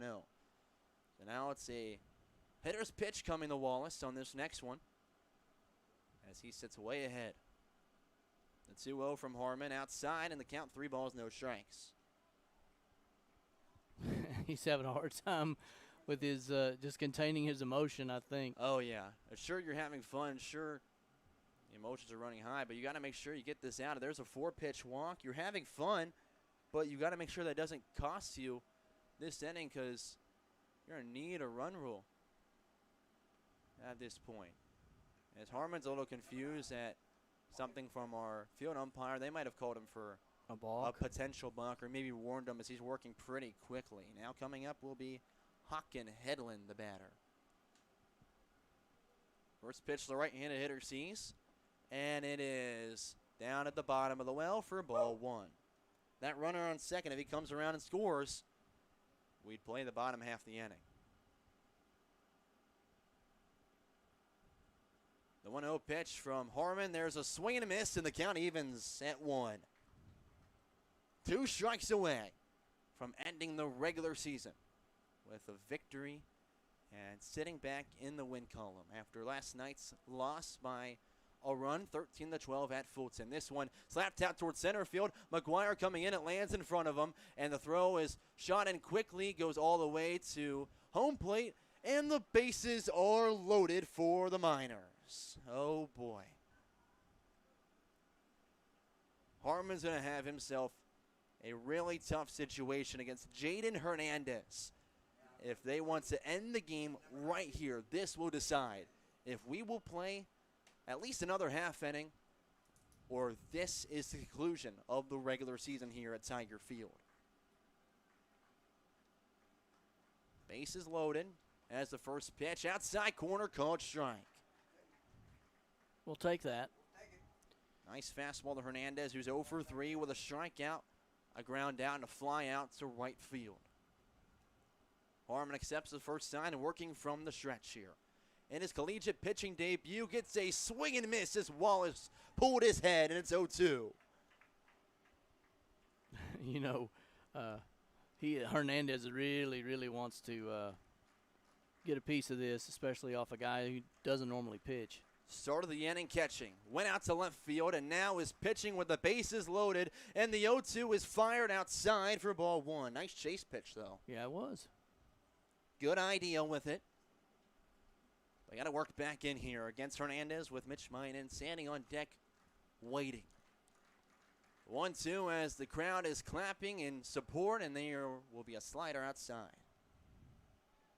Count 2 apiece as the Hoppers lead 13-3 here in the top of the 7th inning. No one scores as a run rule win. The 2-2 pitch, outside corner. He closes off the night with a strikeout looking, playing 9 positions in 7 innings, and the Hoppers end the regular season on a run rule win. Love it all. 13-3, your final score from Tiger Field as the Hoppers move to 24-11 before the postseason starts. Madisonville falls to 10-26. Don't go anywhere, though. We'll be right back with our postgame show after the Hoppers win in 7.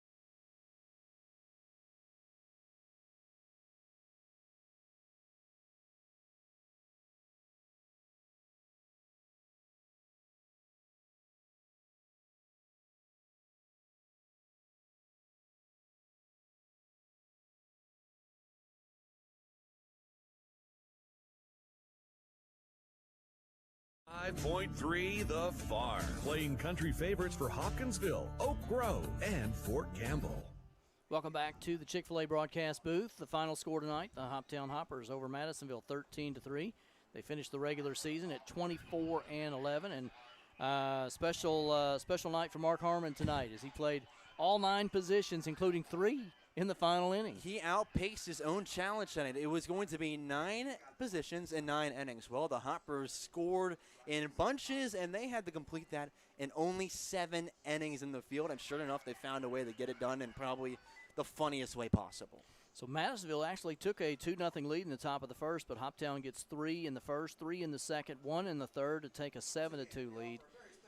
And then Madisonville gets 1 back in the fifth, but then Hoptown with 4 as Williams struggled at the mound for the Miners.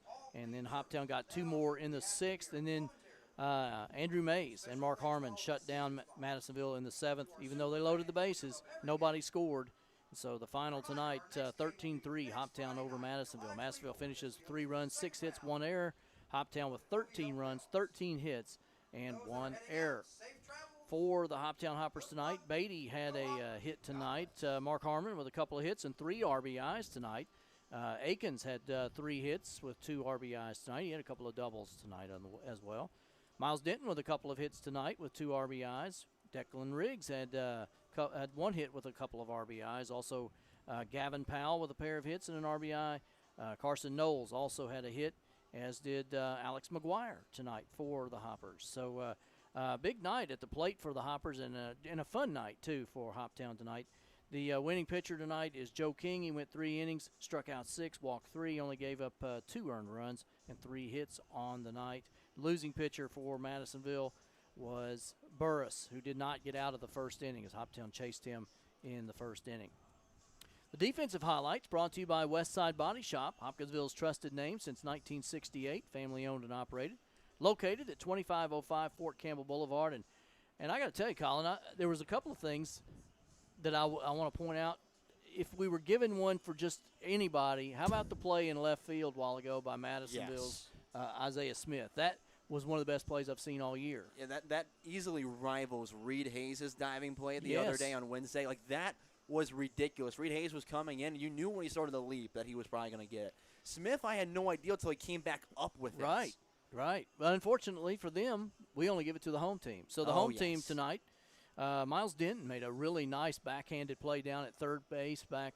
I can't remember what inning that was, and I don't have it in front of me, but Miles with a really nice play backhanded across the diamond to get the out. So Miles Denton with our defensive highlight, brought to you by Westside Body Shop, Hopkinsville's trusted name since 1968, family-owned and operated, located at 2505 Fort Campbell Boulevard. Now it's time to pick our player of the game. Brought to you by Skyline Animal Clinic and Oak Grove Animal Hospital. They support all the area schools, athletes, and students.